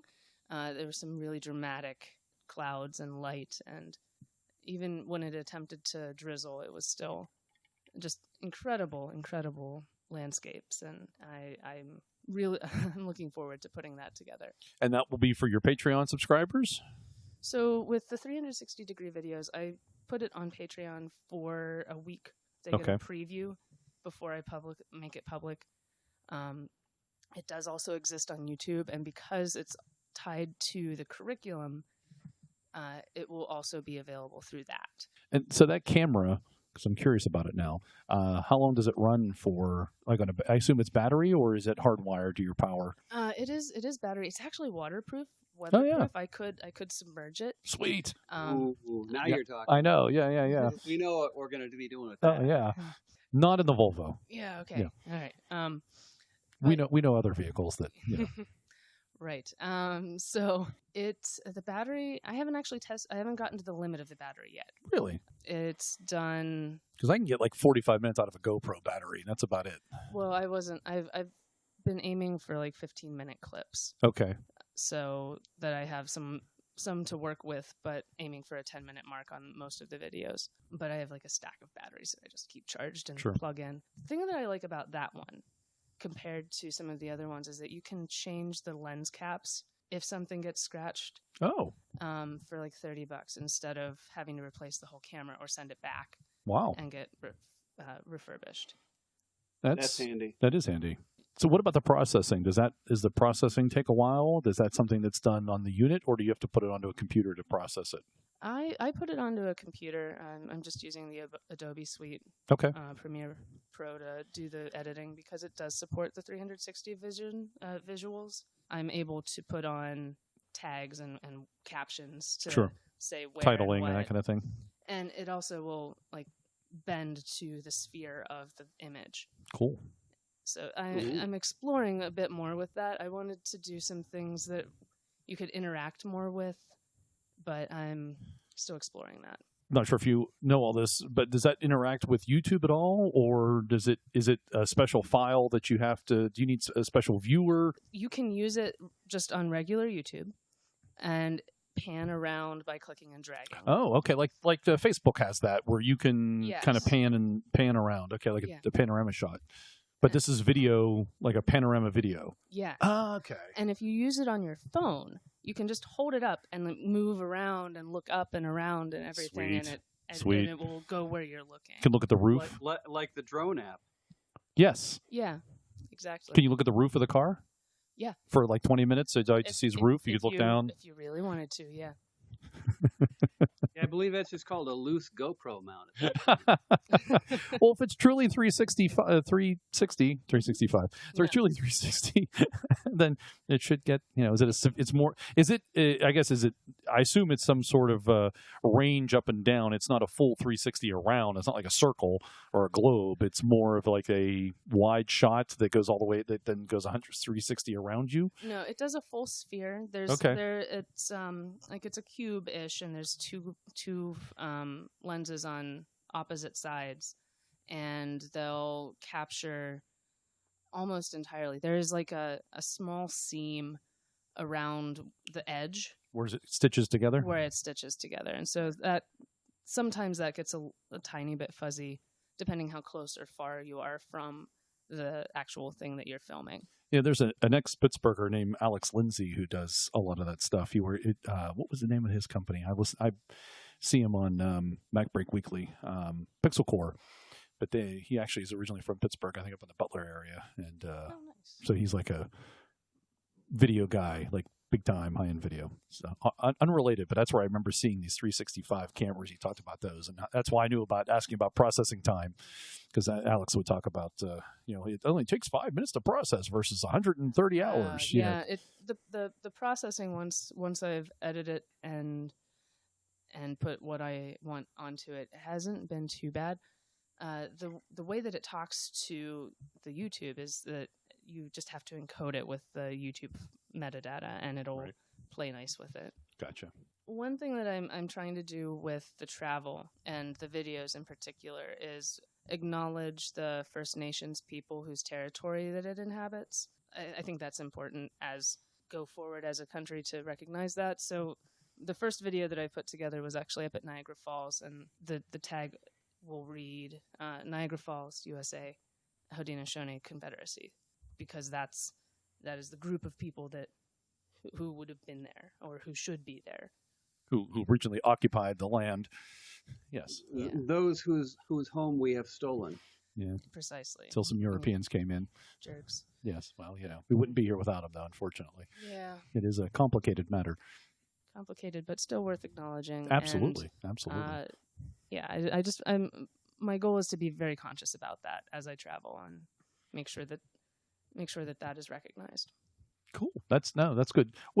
What's the Native American space where Pittsburgh's in? It's also Haudenosaunee. Is it? It's like Okay. Iroquois. It's Iroquois. Okay. Yeah, that's what I thought.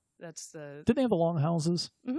That was cool. I always remember. I learned that when I was in school, and I always thought that was cool because I thought it was Iroquois, and I thought they had those long houses, which was pretty cool the way they were set up. Yeah, the Iroquois. Yeah, you just need a big roll-up door at the one end, and you can build your fleet in there. That's right. Yes, exactly. Yeah, it's a good garage. Oh yeah, absolutely. Sure could be. They actually served more like longhouse. The longhouses were more like apartments, and so like each family would have a section or something. Like a section that they would like sleep and cook at, but it was all together. Like, didn't they have like a communal space too? Mm-hmm. I assume. Yeah. Kind of like a hotel. After a fashion, I'd say probably more like a dorm, I guess. Dorm. Yeah. There we go. So you're going to do that as you go throughout the continent or the country? Are you doing Canada? I would love to do Canada. Yeah. Part of the pipe dream is to get up to Alaska. Oh, yeah, I know that. I know that dream. I'm going to end up on the West Coast in September anyway. So depending on how we do and looking at the roads, might head up to Juneau. That may not be the time to go. You might want to wait till Yeah. next year. That's what I'm thinking. Yeah, you'd have to hustle if you're going to do it in September. Right.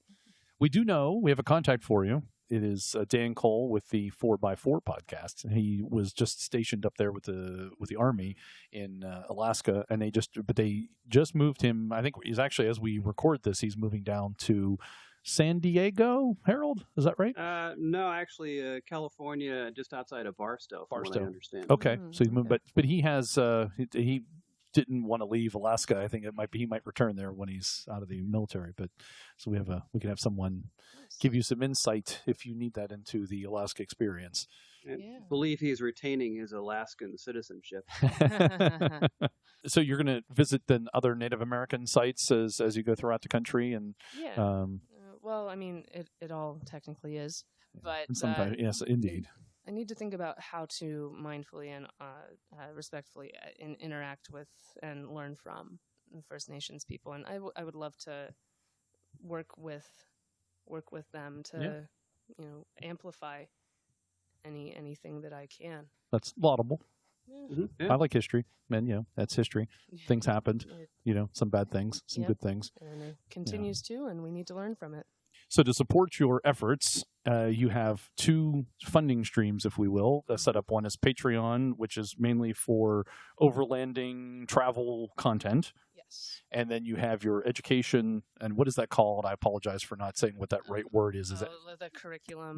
course or development? Course development. Course yeah. development. So course development is through the website. redcarvideo.com. So can you tell us more about the curriculum, what it means, how it affects things, and if we have educators who are interested in that, what exactly would they find there if they were to go to your website? So on the website is a general overview of who I am, what I'm doing, and so on. But under the projects section is where you'll find the 360-degree videos and the materials that go with it. So the videos are sort of the starting point for thinking about one's space and observing in a different way than you might be accustomed to. And so the other materials would be worksheets or workbooks to guide you through that, and there'll be different like scaffolded and age-appropriate materials for different grade levels or age groups, or that's like set up in a way that more people can access it. Is this mainly directed at schools, or is this also for homeschooling folks, or all of the above? All of the above, honestly. The goal is to use critical thinking skills with design thinking, which is using thinking routines like see, think, wonder. What do I see? What do I think about it? What does that make me wonder? And like using these frameworks to guide your observation, your interaction with the space. And if you practice that with the videos, then you can extract that and practice it in your space, in your environment. And this is for educators of all types then? Yeah. Anybody could use it, even if you're not in education, just interested in expanding your perspective. And what grade level are you aiming for? It could be used like as young as they can think. Honestly, if you as a teacher or a parent want to sit down with a kid and like guide them through the thinking, like use your senses, because you can still hear, you can see what's going on, you can pan around and look at different things. Let your curiosity guide what you're looking at, and with that, like it can be adapted for anybody, but I will have specific materials for different grade bands. So like kindergarten and first, maybe 2 through 4, make a high school version, make a middle school version, that sort of thing. Just so that it's something that a teacher could pick up and use without having to make something new. Because I as an educator, I know the value of being able to just have something to go with that still fits. And because I do come from that background, all of it will also be aligned to some of the standards that states may have teachers be held to, though I'm working on the science and environmental side through the national or next generation science standards. They came out a few years ago. A lot of states have adopted them, and being able to say the administrator who approves one's purchases, being able to say to them, I would like to use this. It aligns with these standards. Can I have a little bit of funding for that? Lends a little bit more credibility to the teacher too. Right. So your background is you have a degree in education. Is that correct? Yeah, I have a master's of arts and teaching, and I've been teaching for about 6 years in different capacities. But my favorite classroom that I was in was a course that combined science and social studies. So blending those two things together was really I think that's the way it should be done, or a way it should be done. Keeping things separate isn't really the way the world works. So Give an example. I'm kind of curious. okay, so thinking about why we recycle and how we recycle. So like the processes involved in being able to make new materials out of the things that we've already created, and why it's important in, say, a city to have a recycling program, the human impact. So there's a blend. There's less trash that you have to haul, and it can save money. You can actually use it to generate revenue. You can spark innovation.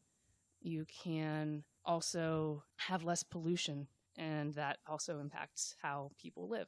So Ashley, thank you for coming on the show. My pleasure. Talking about your next phase of your life as you embark on a new cool adventure in a red car, a cool car, mind you. And you still owe me that ride, by the way. And I also owe you pie. Don't worry. Oh, yeah, that's important. The best pie I have ever had, hands down, was made by Ashley. I remember this pie. That's how good it was. It is a strawberry rhubarb with citrus pie. It was delivered to my house, warm, phenomenal. I did not share it. A red pie delivered in a red car. Yes. Well, I shouldn't have the red car then. Not at that It point. was not functional. No, Okay. but next time, perhaps. Next time. It was the hands down the best pie I have ever had. Thank you for that. I certainly hope I can make it again. Because, pie is critical. Pie is life. Pie. Thank you. Pie is life. Where can folks track you down and see if I remember this correctly for the overlanding? Because we've now adding overlanding to your bio now. You get that? It will. I'll make the adjustments. Make the adjustments. This will probably be about a month before this comes out, so you'll have hopefully fixed all this. So folks want to track you down, to follow your adventures in overlanding, and in Vern, the Volvo P1800E. Stands for educator. That's patreon.com/redcarvideo. And of course, we'll have links in the show notes, and Centresteer is already on Patreon, so there's a connection there already. And to follow your education efforts with the coursework material, that is youtube.com/redcarvideo. Probably the easiest way to access it. All of it will be on redcarvideo.com. Great. So redcarvideo.com. And again, we'll have that linked in the show notes. Well, Ashley, thanks very much. Really cool. I'm kind of jealous that you're out doing cool stuff in a cool vehicle. It's just not a Land Rover, but it's close. On honorary Land Rover adjacent. You are. Well, we'll call it a cousin. How's that sound? Okay. Oh, I like that. All I right, like that. all That's right. good. I That's can good. work with that. Yeah. So, and I will put if I can speak on behalf of the Land Rover community in any stretch of the imagination, they will be at your disposal if you need help while you're out traveling, out and about. That was another reason to have you on the show. That if something happens, you're a fellow traveler in the Land Rover ways, offer some aid and assistance. We'll see what we can do if necessary.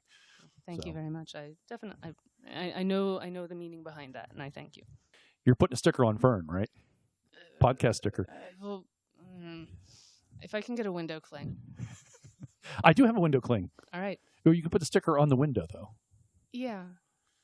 All right. Window cling it is. Thank you.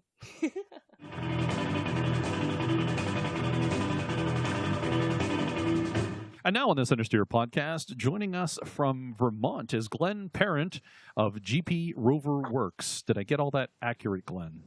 Yeah, you got it. Yeah. Cool, How you doing, cool. guys? Yeah, wonderful. Thanks for joining us on the show. Yeah. Is My it pleasure. is it Parent or is it Parent or? Well, if you cross the border into Canada, I think it's Parent, but That's what I in thought. Vermont here, it's Parent. I do actually. I have. It always confused me when you started popping up in my Facebook connections, because I actually do have friends in Quebec whose last name is Parent, and so I'm like, wait a minute, are you related to them? Do you know them? Are those the friends? So that's why it always confused me. So. Well, Bernie Parent, the old goalie there, he was pretty famous down around your way, probably. By the time I got into hockey, no. but he was in the 70s. You were probably Okay. a little young. Just a tad. That was before I started to enjoy the National Hockey League. Well, even if you were into hockey back then, John, the chance of you remembering something that long ago is pretty slim. Indeed. So, Glenn, you are known in Land Rover circles, especially here in North America. Your big claim to fame, at least that I'm aware of, is that you headlined and managed the Centresteer prototype that was done by Highland. Why have I already forgot? Highland Farms, right? High Meadow Farms. High Meadow Farms. Thank you. Yep. So Yep. We'll get to that eventually, but first, so how did you get the bug? How did you get into Land Rovers? Was it an early childhood thing, or did something happen later in life? No, I never really gave him a second look for a long time. I had a Sunoco station in Grafton years ago, and an old guy would bring in a Series 3, and it was the most disgusting vehicle I've ever worked on because he smoked cigars, and the ashtray was overflowing, and it was oil undercoated about 3 times a year, so you looked like the oil man when you came out from under it. And it steered like a box, and it was just a little tank, so I thought, oh man, these things are just a heap. And then, I don't know, 10, 15 years after that, I went to work at a restoration Rover Park place in Springfield, and thought, well, geez, these things are actually kind of cool, And the good thing about them is if you work on one, you could pretty much work on all of them because they're all pretty much the same. All the series rigs, pretty much the same. Range Rover Classics all got the same stuff going on. So, I guess I kind of liked the Range Rover Classics, and then the series kind of grew on me after a while too. So that's how it started. Now, the last time we spoke, I think you said that you had a Range Rover Classic that you were holding on to and looking to restore. Is that something that you still have and plan to do, or are you working on it? Yeah. I have a yard full of classics. I think I have 3 or 4 of them right now, and I have 1988 is kind of my favorite. That's going to hit the road here in the next month or so. And my wife drives a P38, which she really likes, and I know that they're kind of an electrical nightmare, but I have a parts rig, so I'm pretty good with that one too. I've been stockpiling some parts, so I've got a Defender frame and a Series 1 body, and I'm going to put a Range Rover running gear in it. So that'll be quite the beast. That'll be interesting.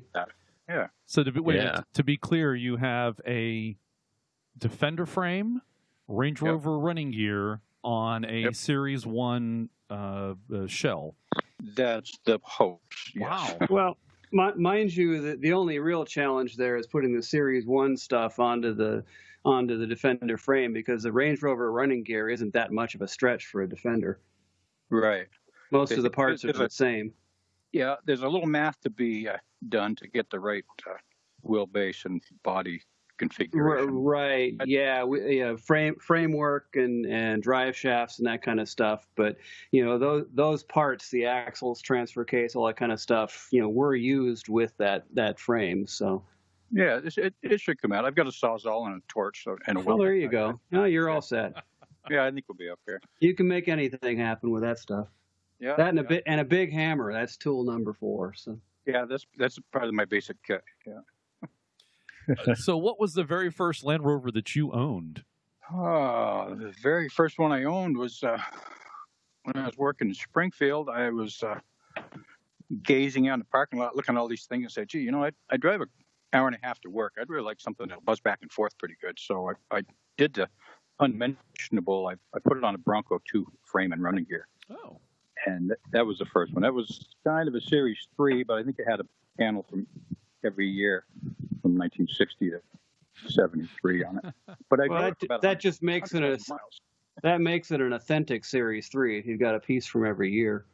Well, it's like the Johnny Cash car. I think it's got a lot of pieces on it. There you go. That was my first one, and I had a couple Range Rover Classics. Had a 92 for quite a while. I had a couple 92s. Those treated me pretty well, and those were nice rigs too. And then the P38, we've had that for 10 years, I guess.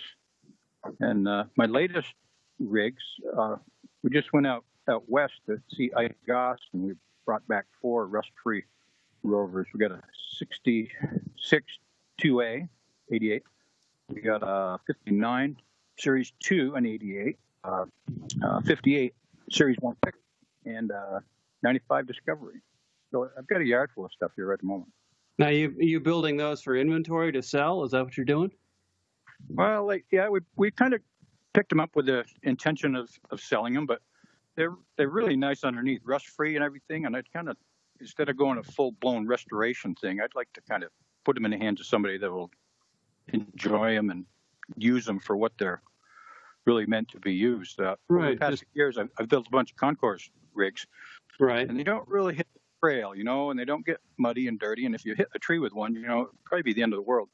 But these things have a couple of dents and a few jams, but they're all really nice drivers, and I'll just see what happens with them, I guess. Well, there you go. I like the idea of having putting a few more drivers in the hands of people. That's a nice thing to do.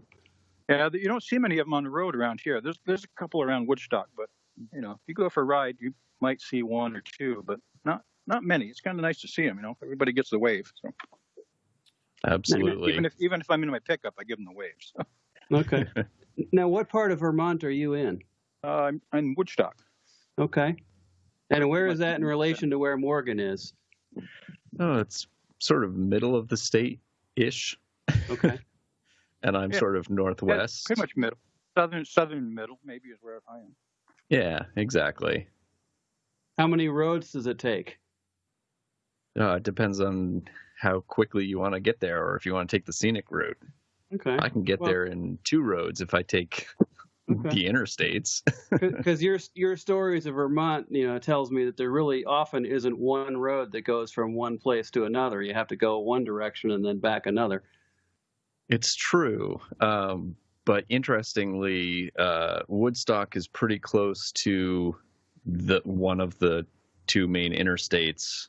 And so it's pretty easy to go northwest to southeast or, central Vermont. It's just east-west at the top or bottom of the state. That's a different situation. Okay, cool. Yeah, it's pretty much Route 4 goes straight across the state. And then if you're in a Rover, probably Route 100 is the ticket. That goes pretty much north and south. Exactly. And honestly, if you're in anything just wanting to take a beautiful, fun drive, Route 100 is the way to go. Yeah, that's a big scenic route. That's a nice route, especially in foliage. It's really good. Absolutely. Is that the route we took, Morgan? No, I think we took the highway down. I believe we did. Last time we went. Right. Was it Woodstock? Is that near Highland High Meadow Farms? Then is that in that vicinity? That's about an hour and a half north of High Meadow Farm. Okay. So how did you get to High Meadow Farms? Because you end up being there. Did you like my transition? I set that up. Well, when I worked at the other place, I restored a rig for Jim. And when I got done there, we were talking, and he said, "How'd you like to come up here and set up a shop?" And I said, "Oh, yeah, that'd be pretty good." But it's it's an hour and a half away, but that doesn't really matter if it's something you'd like to do. And we set up a shop, and the first rig was a Series 1, it's a 57, and we tore it all the way down to the frame and fixed everything up and made it. That's one of the nicer rigs of his collection, the dark green 57. That's a pretty good rig. So he has 2 of them, right? There, he has 2 Series 1s, yes. Yeah. The other Series 1 that he just got a couple years ago was that's a 1948. That's a number 149 of the first year, so that's pretty good. We think it's the earliest one in North America. Wow. And we found that on the West Coast. Ike Goss helped us get that one too, and I went out to Los Angeles and checked it out, and we came back, talked it over, and then we pulled the trigger on that one. And as soon as we got it back, we completely dismantled it to nothing, and then just had the panel straightened out and built it up in short time. And that's a pretty cool rig too.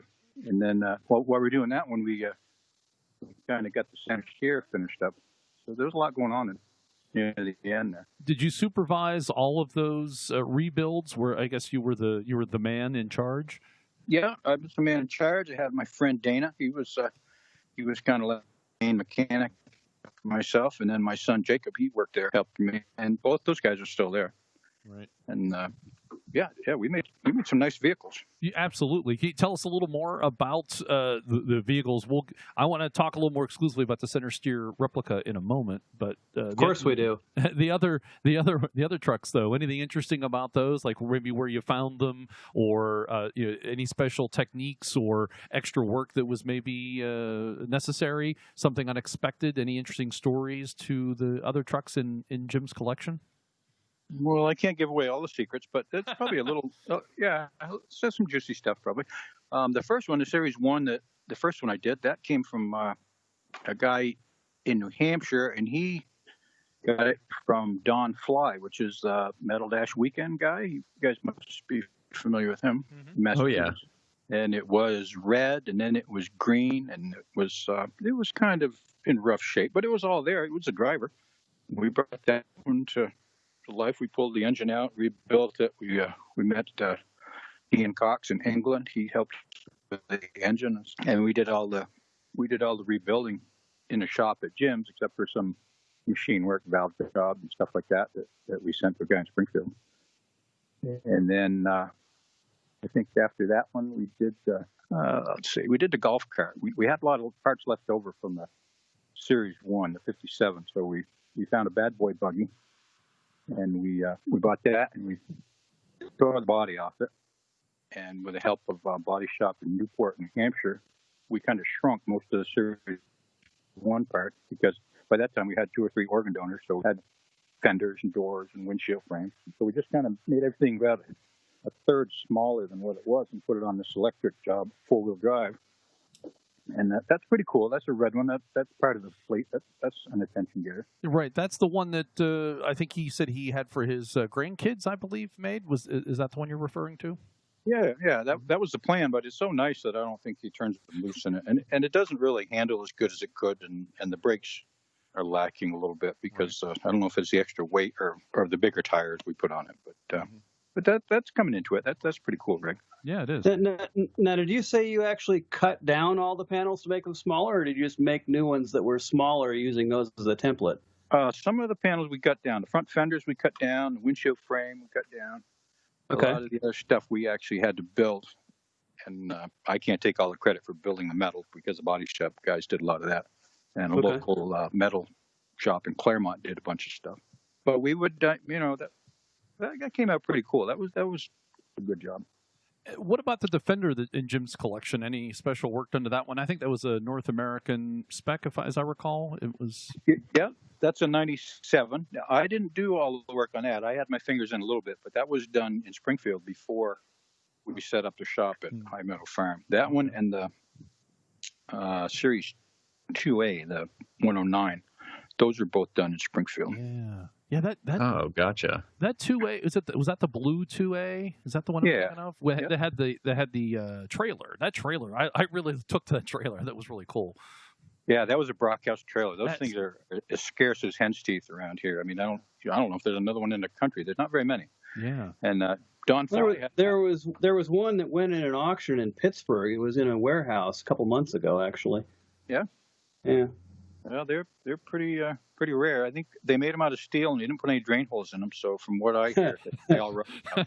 Yeah. Uh-huh. Yeah. I was at Don Fly's getting some stuff one time, and he asked me, he said, "You know anybody who wants a Brockhouse trailer?" And that was early in the first Series 1 we were doing, and I just kind of looked at it and said, "Yeah, it's just a trailer, you know." And then as time went on, it was like he still got it. So we ended up getting that, and then of course, as soon as we got that, we tore it all apart, and we painted it the same color as the Series 2A. So that makes a nice little team, those two. It is, yeah. It's very nice. It's very nice. Yep, that's a good rig. Yeah. So tell And us. then we did a Series 3. That one came just up the road from Jim's, and that was the frame was all rotted out. That was in really rough shape, and Jim decided we would switch it to right-hand drive, and that was a little more involved than doing the Series 2 because the dash had to be all reworked and everything.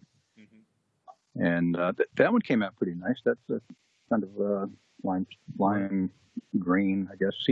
I'm not sure what they call the color, but it's original Land Rover color green. Right. Yeah, it's a kind of a lichen. I think a lichen green. Is that at least that's the modern name I think they use for it. I think they would call that sage. I think in modern parlance, but yeah, right. But it's all the stuff is. We did them all as close to dead ringer original as we could. Land Rover colors and what would have been appropriate for that year, and in the early rigs, if the wheels were supposed to be painted the color of the vehicle, that's what we did. And if they were supposed to be painted limestone, that's what we did. Mm-hmm. So we tried to get them all. And then I guess the Centresteer was probably the one after that. So tell us your side of the story on that. We have Jim's story from the podcast that we visited last year, and maybe you can give us your perspective on that story. Well, I think a lot of it is probably exactly how he had it. We after one of the shows, we were talking, what are we going to do next? And then we decided, well, let's build the very first Land Rover.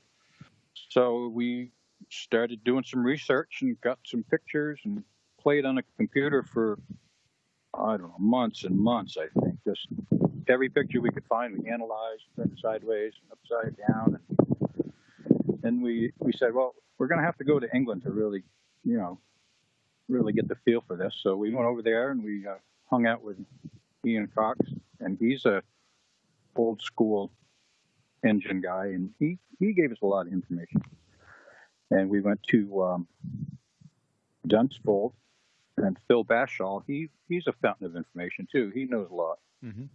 And we picked his brain, and so we came back with some pretty good information. And in the meantime, I got a hold of James Taylor, and he was pretty receptive to us, and he knows a lot about stuff too. And every time you talk to somebody, they turn you on to somebody else. And I talked to the guy at Exmoor, I think it's the owner of Exmoor, and his grandfather worked on the Centresteer. Oh, wow. When they built the original. So he was interested. And so all these people have an interest in the project and are really helpful with getting all the stuff. And we got all the information. We came back, and I scrounged around, find a guy that had a military Jeep frame, a GPW, and we acquired that. And in the meantime, Ian in England found us a Rover P2 car engine, a 10 horsepower, which we figured was pretty much what they used. And there's a little controversy over if we use the right engine or not, because the exhaust comes out on the right side. Mm. And we wondered if maybe they used a prototype engine with the exhaust on the left. And if you look at some of the pictures, you can see the exhaust pipe coming down, and then it comes back on the left side. But I had a couple of theories there. One was on the military Jeep, the exhaust comes down the left side, and they run a crossover pipe right under the oil pan and go out the other side. Well, I thought, well, why wouldn't the Brits have done the same thing if they had this engine that we use? So I kind of justified that engine we put in there is probably what they used. And then I kind of wonder if, because they supposedly built two of them, I wondered if the first one they just slapped together and used the Jeep engine and saved themselves a lot of gear manufacturing and, a lot of stuff just to get something on. Right. If it ran, why not? Yeah. And then maybe the second one, they put that engine in or something. But everyone has their own idea. And a lot of people will look at it and say, oh, this isn't right and this isn't right. Well, there's probably nobody that knows more about it than we do, because we picked everybody's brain and looked at so many pictures, and we got an image scale thing with a computer, and we blow up everything. Like, if we know they use a 16-inch military wheel. So this wheel is 16 inches here, then this opening here measured out to 32 and an eighth or whatever. So we really made it as close as humanly possible to do. And I think Jim would probably agree with that. And, the cool thing is that, this is the only instance where you can make a faithful reproduction of a Land Rover by starting with a Jeep frame. Yeah, yeah, it's yep. And a lot of the parts is a guy down in Massachusetts, Dirk Burrows. He's a Rover car guy, and I got to know him. And I called him up one day and said, "Hey, we need a shifter because the shifter on the Centresteer is kind of an odd thing. It's mounted off to the side, but it's I think it's a P2 shifter." He said, "Yeah, I got one." So I went down there and grabbed it, and we concocted that into there. And again, going from the pictures, you try to make it exactly what they would do. And then one time I was looking. And I was looking on Craigslist or something in England, and the guy had some Rover P2 parts for sale. He had steering parts and some other stuff that was just so hard to find because I think they only made a couple of thousand of those cars near the end. And if you could find any parts at all, you were doing pretty well. So it's made of 1942 GPW as a 1947 Rover car engine transmission. As we made a special gear to couple the Rover car engine to the Jeep transfer case, and has a Jeep axle. So it was pretty much military tires, as I recall. Combat style wheels, but I think the tires we ended up putting on it they weren't the military ones, I don't believe. And in some of the pictures they showed military, and some of the other pictures it showed just like a Dunlop or something on that. So we're not really sure exactly what they used. And some of the lights we put on it would probably have come from like an MG or whatever they had, and we could kind of figure, well, they're getting ready to throw some lights on, and they'd send Reginald over to the MG plant and grab a handful of lights, and they find something they like. And we're looking at the grill, and we wondered, well, what did they make the grill out of? And if you look at one of the main pictures of a Centresteer, there's a picture of it in the shop in England, and you look at this great fencing stuff that's all around the back, and it looks almost exactly like that. So we think they just grabbed a piece of that and they cut it down and stuff like that. They just use what they had around to get it going. Which makes what sense. They can scrounge, yeah. And it makes sense for you were literally building a prototype to see if it was the sound idea. So why wouldn't you scrounge parts that are just nearby? That makes sense. Yeah, that's what we figured they did. Yeah, right. And as I recall, it was such a very quick build process just to try to get a general idea of what might work hammered out as quickly as possible. Am I correct in my memory of that? I think it was 9 months or less. And that's quick. Arthur Goddard was one of the big guys doing stuff, and I think he took one look at it and shook his head and said, "This is not going to fly." And I think he went off on the side and started up the first Series 1 because they both kind of overlapped there. And once the prototype hit the road, and they probably drove it and tried to get in and out of it a few times, and they said, this is really not the way to go. Right. And I think they already had the real Series 1 sliding right in. So because I don't think those Centresteer prototypes, they certainly didn't seem like it lasted long. It was a very short-lived process. And there were, 3 made, as I recall? Is that what your research found? Well, I kind of think there was 2, and I kind of question if there even was 2, but I think there was 2. But there's a few stories that there was 3, and then nobody knows what happened to them. I think James Taylor was talking to somebody that was painting inside of one of the Wilkes' house or garage and saw this thing in a pile of parts over there, and they talked about that was a Centresteer. But that's another one of those. I mean, there's 1,000 stories about it. How close to the Wilkes drawing in the sand do you think the Centresteer was to that, like that design? Did that come directly from the drawing in the sand, or was it related in any way? That's what the story was. Yeah. I think he and his brother were out on holiday and said, what are you going to do when that old Jeep dies? And he said, well, I don't know. We should make something like that. And I think they sketched it out in the sand, and then, who knows what they actually did? But right. Yeah. I was just curious if maybe your research found that they took it, they picked up the sand and they probably took did a plaster cast or something. Yeah, right.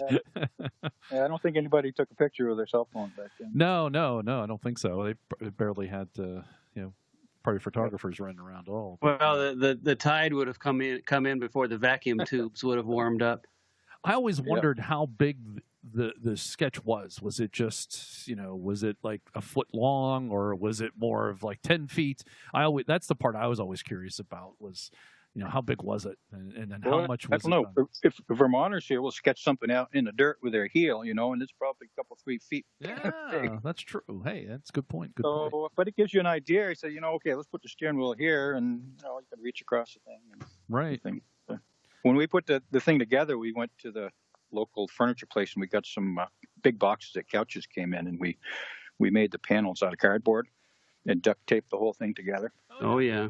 And that gave us a real feel for what was going on. Because up to that point, we just kind of had a frame and an engine, and we bombed around with it a little bit with no body on it. But once we hung the cardboard on there, then it was like, okay, this is starting to be pretty cool. This is really good.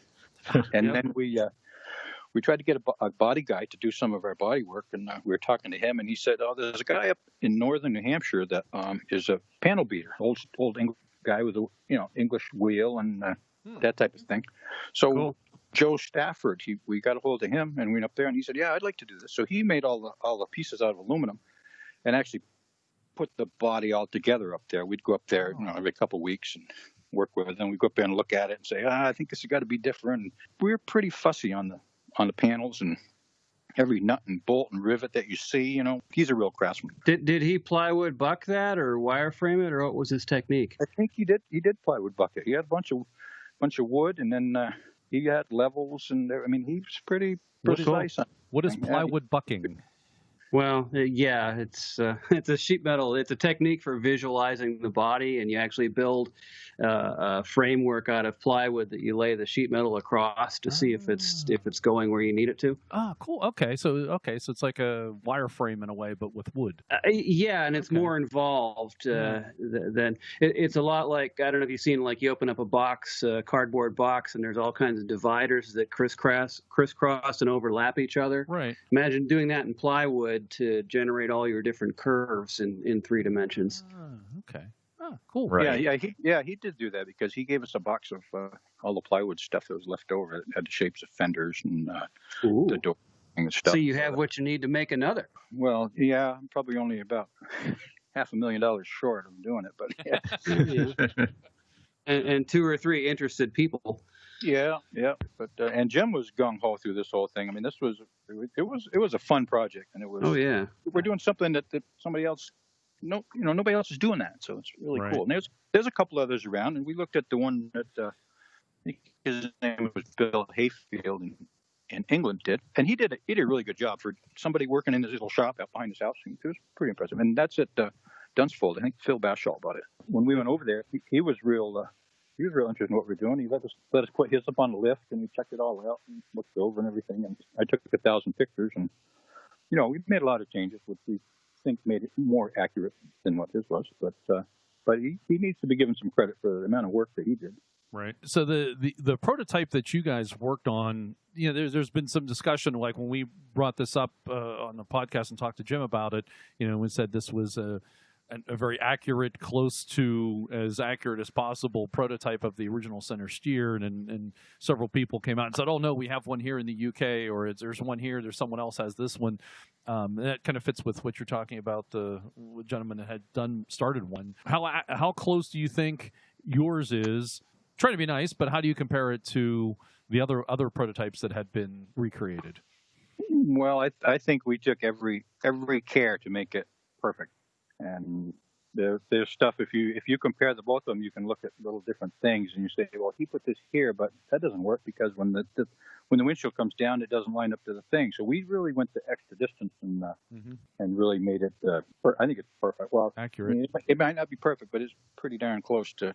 I feel that it's more accurate than his, and we had his to use for help on ours too. So that's He paved the way. Yep. The original 2, and let's just go with it. There were 2 original Centresteer prototypes from that Land Rover made, or Rover cars made. Were there differences between those 2, and were there any significant differences between those? You kind of hinted at them earlier. You had to really look to find the differences. You can, if you look at one of the pictures, one of them has a jam in the front bumper where they must have bashed into something, and a small wrinkle in one of the wings. And the pictures of the other ones don't have that. Some of them, the shifters are a little different. One will have a straight up shifter, another will have a curved shifter. And of course, we don't know if that's because they just change it along the line, or if it's actually 2 different vehicles. And the tires, one of them will have military tires, and the other one will have different tires and rims. One rim is painted nice, and the other rim is all cruddy. So there's a lot of differences. But So are the pictures with the military tires on the truck without the bent bumper, and the other tires on the truck with the bent bumper? You got me there. Because I could see this going down, that they put the military tires on it because they had them, went out for a drive in the rain, discovered how god awful those things are in the rain, maybe even hit something, and then came back and put sensible tires on it. That could very well be what happened. Yeah. Yeah, those military tires are not great. They're a good all-around tire, but I don't think they do anything really good. They on pavement in the rain, they suck. Yeah, and they ride rough. I don't know. They look cool, though. Oh, yeah, they do. So the prototype that you developed, did you get to drive it? And what's it like to drive? It's actually really cool to drive. The steering is tight. The chain setup that we made was really cool. We used a big double roller chain setup, and we left some slots so we could adjust it if it ever loosened up. But it's really neat, and we found an early Jeep muffler that looked like what they would have used, and that's a little raspy too. If you get on it, it kind of makes a little bit of a blat. But it's with the way the shifter is, you're not going to be banging gears very much. But if you drive it nice, you can pop right along. And the brakes are, old Jeep, so you're not going to lock them up and skid. But well, you're not going to go fast, right? Well, it goes as fast as you want to hang on to it, I think. Was it a 3-speed? It's a 3-speed. 3-speed. Yeah. Can you estimate maybe how fast it would go or how much horsepower it had? I'm sure it felt faster than reality, but...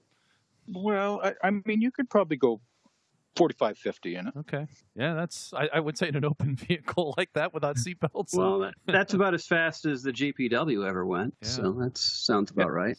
You see videos of them, and there's 4 or 5 Army guys in, and they're taking a big jump at about 40 miles an hour. So, right.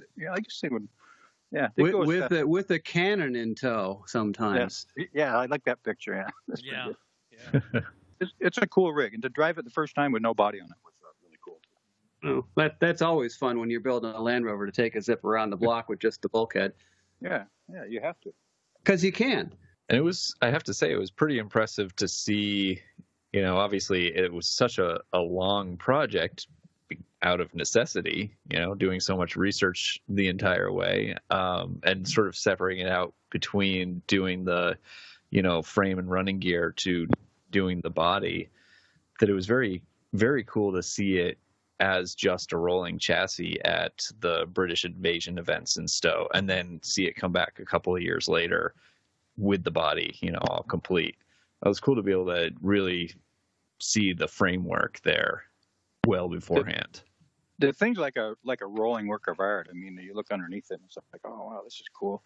And yeah, the first year we brought it up was just the rolling chassis. I think we drove it. Yeah, nice. And the British guys, they really liked, they put it right up next to the stand and everything. And you drove it the whole way there on just the chassis? I drove it off the trail. Like leather hat and goggles or something? That'd be a long. It's got a small gas tank too. You probably would have to stop about 20 times to get up there. That'd been fun though. Yeah. You get some looks. Yeah. You get that anyway. Was it gasoline or diesel? I guess I never knew what those Jeep engines. I assumed they were. No, Jeep did not do diesel. Oh, No. It was gasoline. They're all gasoline. Yeah. Okay. Oh yeah. The Rover didn't do diesel until early 50s, right? Yeah, I'm not sure. I kind of like the gas jobs. I don't have a lot to do with the diesels, but I know the Rover P2 car was definitely a gas job. Okay. Oh yeah. I do recall it was not until the 50s that they started the diesel version. Right. How long did it take to then from conception to we're officially done with the prototype? How long did that take? It sounds like at least 2 years. I think it was about 3 years. Wow. Damn. And we probably did more in the last 2 months than we did in like 2 years before that. We really crammed to get it all set. That's actually pretty quick for a small shop to do a vehicle from scratch like that when you have nothing to go off of but photographs. Well, there's a lot involved to it, and oh yeah, we spent hours looking at it, and we'd say, no, this doesn't look quite right, and you got to have the eye for it, I guess. And after all the pictures we looked at, we kind of knew what we were after, and it came out. I'm impressed it only took you 3 years. It sounds more like about a 5 or 6 year job. Well, we had three guys working on it, and then Joe Stafford up there, he did a lot of work. The I body think work. it was up to his place for almost a year, probably doing a bunch of body stuff. Yeah, that sounds about right. Yeah. Is there anything you would do differently or change on it? Are you comfortable with where it's at? I don't think I would. No, I don't think I would change anything on it. When we got it back from Joe, we were looking at it and I said, the windshield frame just looks high. It just looks too high. We're looking at it, and I said, if we cut 3 inches out of there, I think we just about right. And then we thought, that might be a little much. So we cut 2.5 inches out of the window frame and made it smaller, and that's what actually really made it looks more accurate. Yep, it looks good the way it is now. There's a couple pictures of it around before we cut it, and it's all windshield. It looked too much, and I don't think I'd change much about it. I mean, everything from the pedals to the gauges, and we got original gauges from England of what they would have used, and if they had used the Jeep gauge, we used like the Jeep speedometer because their gauge layout was a combination of the Jeep and the C2 car. Did you get any help from any car company, whether it be the what's left of Rover cars or Land Rover or maybe even Jeep? I mean, to do any of that, or did you even approach them? I guess. Well, I think Land Rover knew what we were doing, but I don't think they didn't jump in on anything. And Jeep, I had never heard of anybody from Jeep. And I think back in '47 when they destroyed the first prototype, I think they figured, Jeep's not going to like this. They helped us win the war, and now we're copying their idea. So that's probably why that appeared. We did it all ourselves, and it was a pretty big deal, but it was pretty rewarding, Absolutely. No, a thank you to you and Jim and the rest of the crew there. It's fantastic. I've seen it in person. It's actually amazing. And of course, listeners can go back to shows that we talked to, that we actually were up at the High Meadow Farm, and we have video of it. And Jim showed us it in action, at least in the shop or in the museum, I guess we'll call it. It was just pretty cool. So thank you. I'll if I may speak on behalf of the entire Land Rover community, thank you. You're welcome. Thank you. Thanks for having me. Absolutely. And thank you for all the time over the years that you've spent describing it to me as well, and the whole rest of the fleet. It's always been a pleasure. It's such an interesting project that if you get somebody that is interested, I will yak all day about it. And then Jim likes to talk about it too. So it's a big deal. And it is. Rover people really, really are interested. Yeah, I need to get up there and see all that stuff myself. Do you know if there's any plans to take it on, on tour? I know Jim takes to a couple events local, but maybe get it out further from the Northeast. They took it to a show in Pennsylvania a few weeks ago. I think that was over in Philly, right? In the Philly side, the eastern side of PA. It definitely didn't make it to the western side. And they went to Bristol this past weekend. Okay, cool. Oh, cool. And I don't know what his plans are. And right, you've since left his employ, right? And you're now off on your own. Can you tell us what you're doing? It's what GP Rover Works. And obviously, I'm assuming the GP stands for your name, right? yeah, it does. Yeah, and over the past 5 or 6 years, I built a log cabin up on a mountain way out in the woods. And I guess over the past winter, I built a nice, little larger than 2-bay garage. Got a lift on one side, a flat bay on the other, and a jillion tools. And I'm just kind of working at home on Rovers, and between the ones that we brought from out west to fix up, that kind of keeps me busy. I have enough people that I know with them in, and nothing's easy. I mean, you pull a wheel off to check a brake, and before you know it, you're all the bearings and seals and gaskets. And there's plenty of work on old Rovers, and that seems to be my calling. I think the old series is what I like to do. So, for the summer and trying to take it a little easy through the winter. I'm at the fishing club, so I kind of wander down there and drown a few worms once in a while, and kind of kick back a little bit. So that's kind of what I'm up to right now. So do you very nice? Do you like to work on discoveries or anything modern? What do you think of modern Land Rovers? I'm pretty good up till the end of the second generation Discovery, I guess. Then they get so complex with electrical stuff that the normal guy, because I kind of think of myself as a mechanic more than an electrical technician. I like discos and I like Range Rovers. And, up to about 2,000 is pretty good. And like this Discovery 95 that I brought from out west, there's no rust on it, and I'm not used to working on something that has no rust. Usually the around the tailgate's rusty, or the dog legs are rusty, or something's rusty somewhere. But it's and the 95 is not overly computerized either. No, that's pretty. They're pretty easy. They're easy by comparison. Yeah, the normal guy can keep one of those going without going to the bank all the time. I mean, they actually have a distributor and spark plug wires. You can see how it works. Yeah, no, it's almost too simple. Yeah, I like those, and I've got 2 or 3 Range Rover Classics for parts. I think I can get my old Classic going here in a couple of weeks. So I haven't really had time to do stuff for myself for a long time. So now I'm taking it just a little easier. I'm kind of working on my own projects. That's kind of good. Oh, nice. Do you do custom work for folks then? Is that part of the plan? Yeah. Yep. But I'm not looking to do oil changes and tire rotations all the time. If somebody brought me a Rover and said, "Hey, I'd like to take this I'd do that." But if someone brought me one and said, "I'd like to be able to go out a dirt road with my family on a Sunday afternoon," I'm very happy to do that as well. So, I think they'll probably be the path to my door here pretty soon. And where? Oh, I'm sure. Do you have a website, or how do folks find you? I'm working on a website, and that will probably be GP Rover Works. I'm sure you could probably find me on there. I have an email of GP Rover Guy on Gmail. And do you have a plan B for that name in case JLR comes after you? Well, I guess I'll have to worry about that once it happens. Okay, all right. That seems to be their trend. They catch on to somebody using ROVE and R in their name, and they come after them. Well, I'm okay with changing it if I have to. Okay. Yeah, it doesn't hurt to run with it as long as you can. Oh, yeah. And the GP Rover Guy, I think I'm probably safe for that. Yeah, and the GP, they'll have, once they identify with that, you can change the rest of it and they'll still find you. Yeah. And it seems like, I guess I know more people than I thought I did, because every time I go somewhere and I'm talking to somebody and they're kind of yak, and I say, I had something to do with Centresteer, and I say, oh, yeah, I know you. Or you talk to somebody about a Rover and they say, oh, yeah, I saw your rig up to the British invasion. So it's a kind of tight little circle of Rover guys. It is. Yep. Yeah. And anybody that needs something, somebody knows somebody that's got something. And now you'll be known internationally. We have listeners in the UK and in Norway and Australia. And I think that's great. And Pittsburgh. Yes, Pittsburgh's international in many ways. Yeah. Nice. Yeah, exactly. No, I think we've got everything pretty much covered. I've been the guy behind the scenes kind of during the whole Centresteer thing. Jim's kind of the lead here, so it's kind of nice to be on my own and it's do also my own thing. And also it's nice to hear from you, because you did the work on the original Centresteer prototype. So it's interesting. I wanted to hear your side of the from the other side of the panel.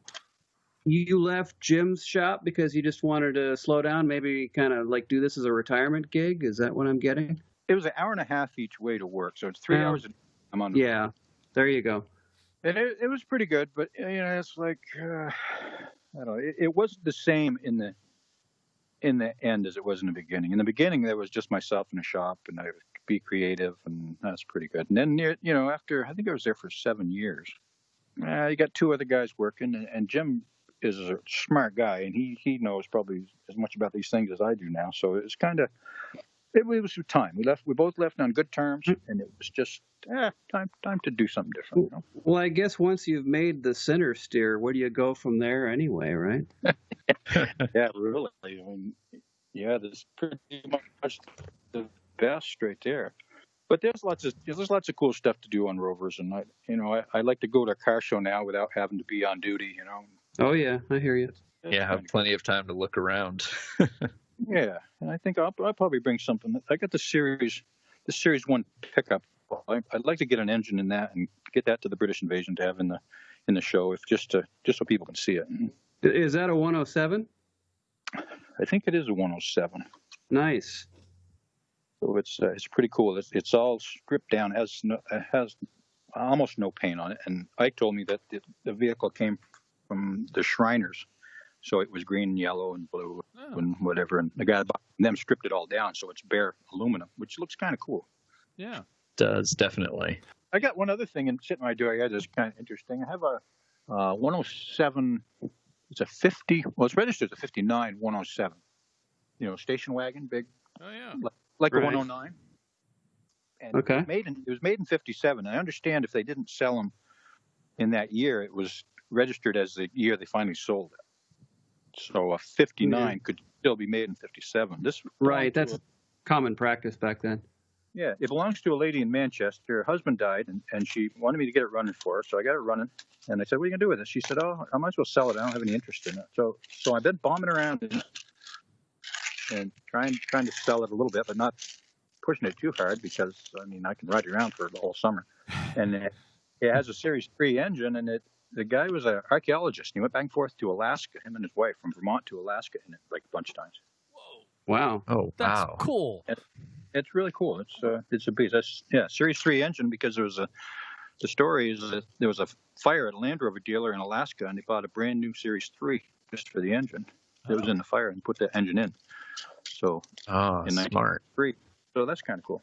We have a listener in Montana who owns a Toyota and is an archaeologist. I think we found his truck.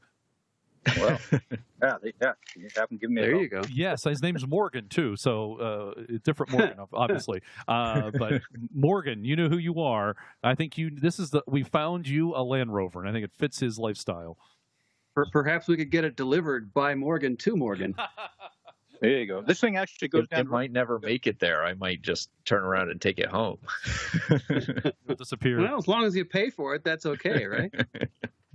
It might still be a disappointment on his end.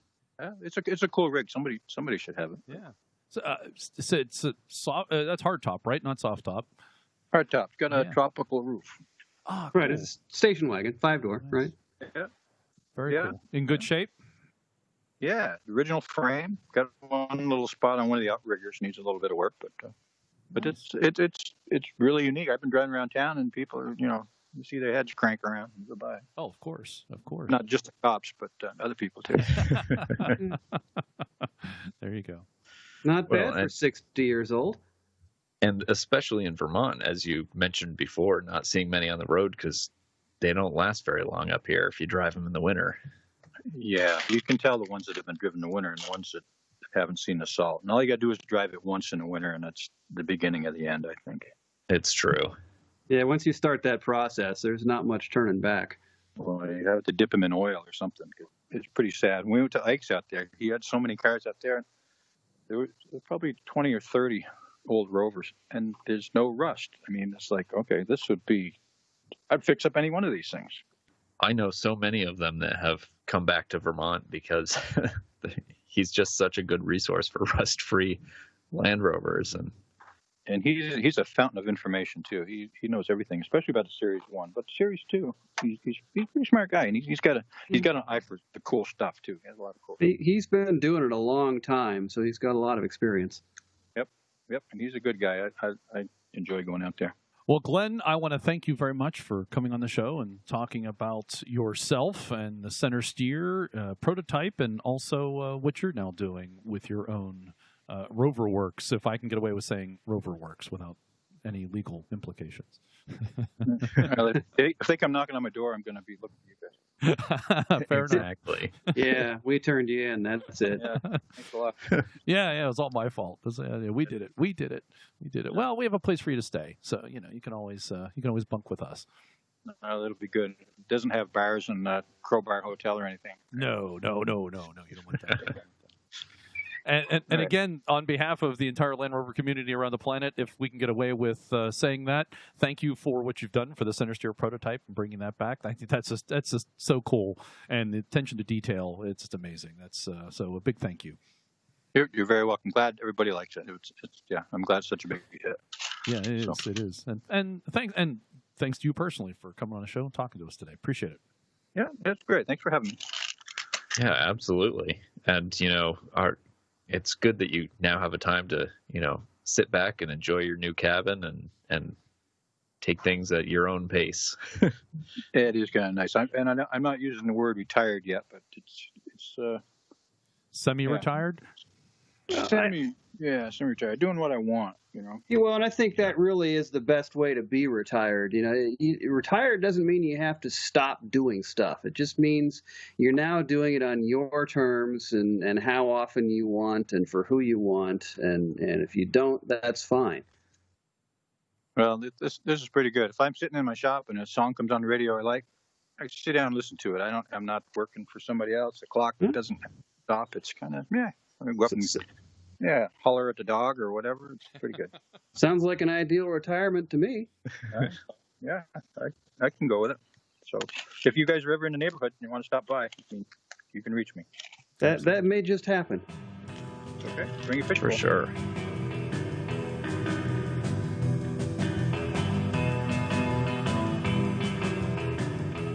That's the show for this month of July 2018. I want to thank Morgan and for Harold for being here in the studio and doing all the fun things with the news and talking Vintage Grand Prix as we do late into the Saturday evening of Vintage Grand Prix Day. Later than usual, actually. Yeah. Oh, yeah. Indeed. Thanks, guys. Appreciate it. Yeah, well, $10 is $10. Yeah, I'm glad to have gotten my $10 finally. You got $10 from Harold, right? Harold gave you $10, right? Also, want to thank Ashley and Glenn for being guests on the show today, and also thank the One True Pax for his production support and making us sound better and better, or at least marginally better.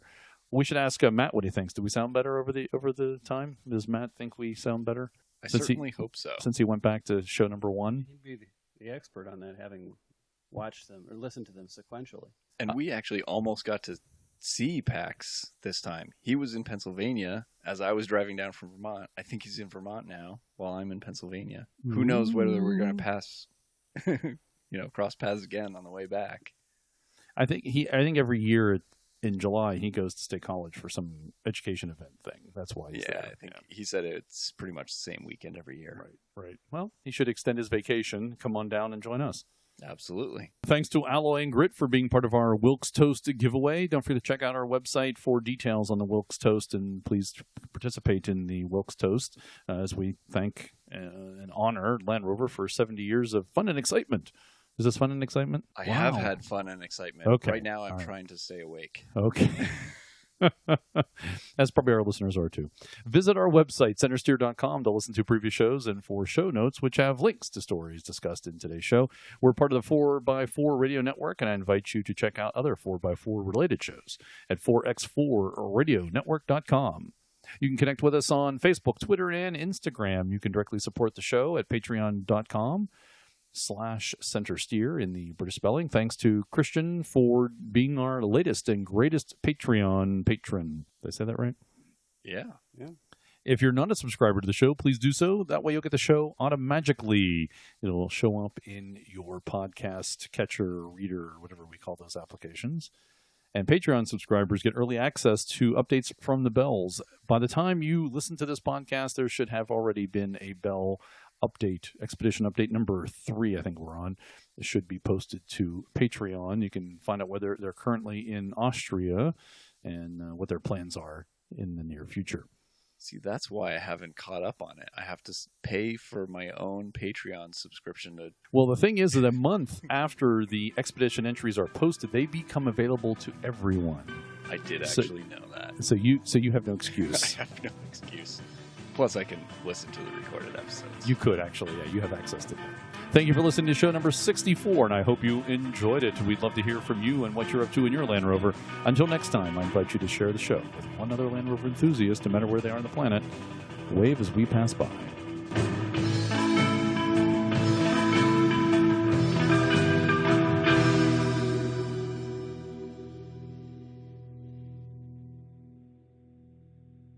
I got to get out of here.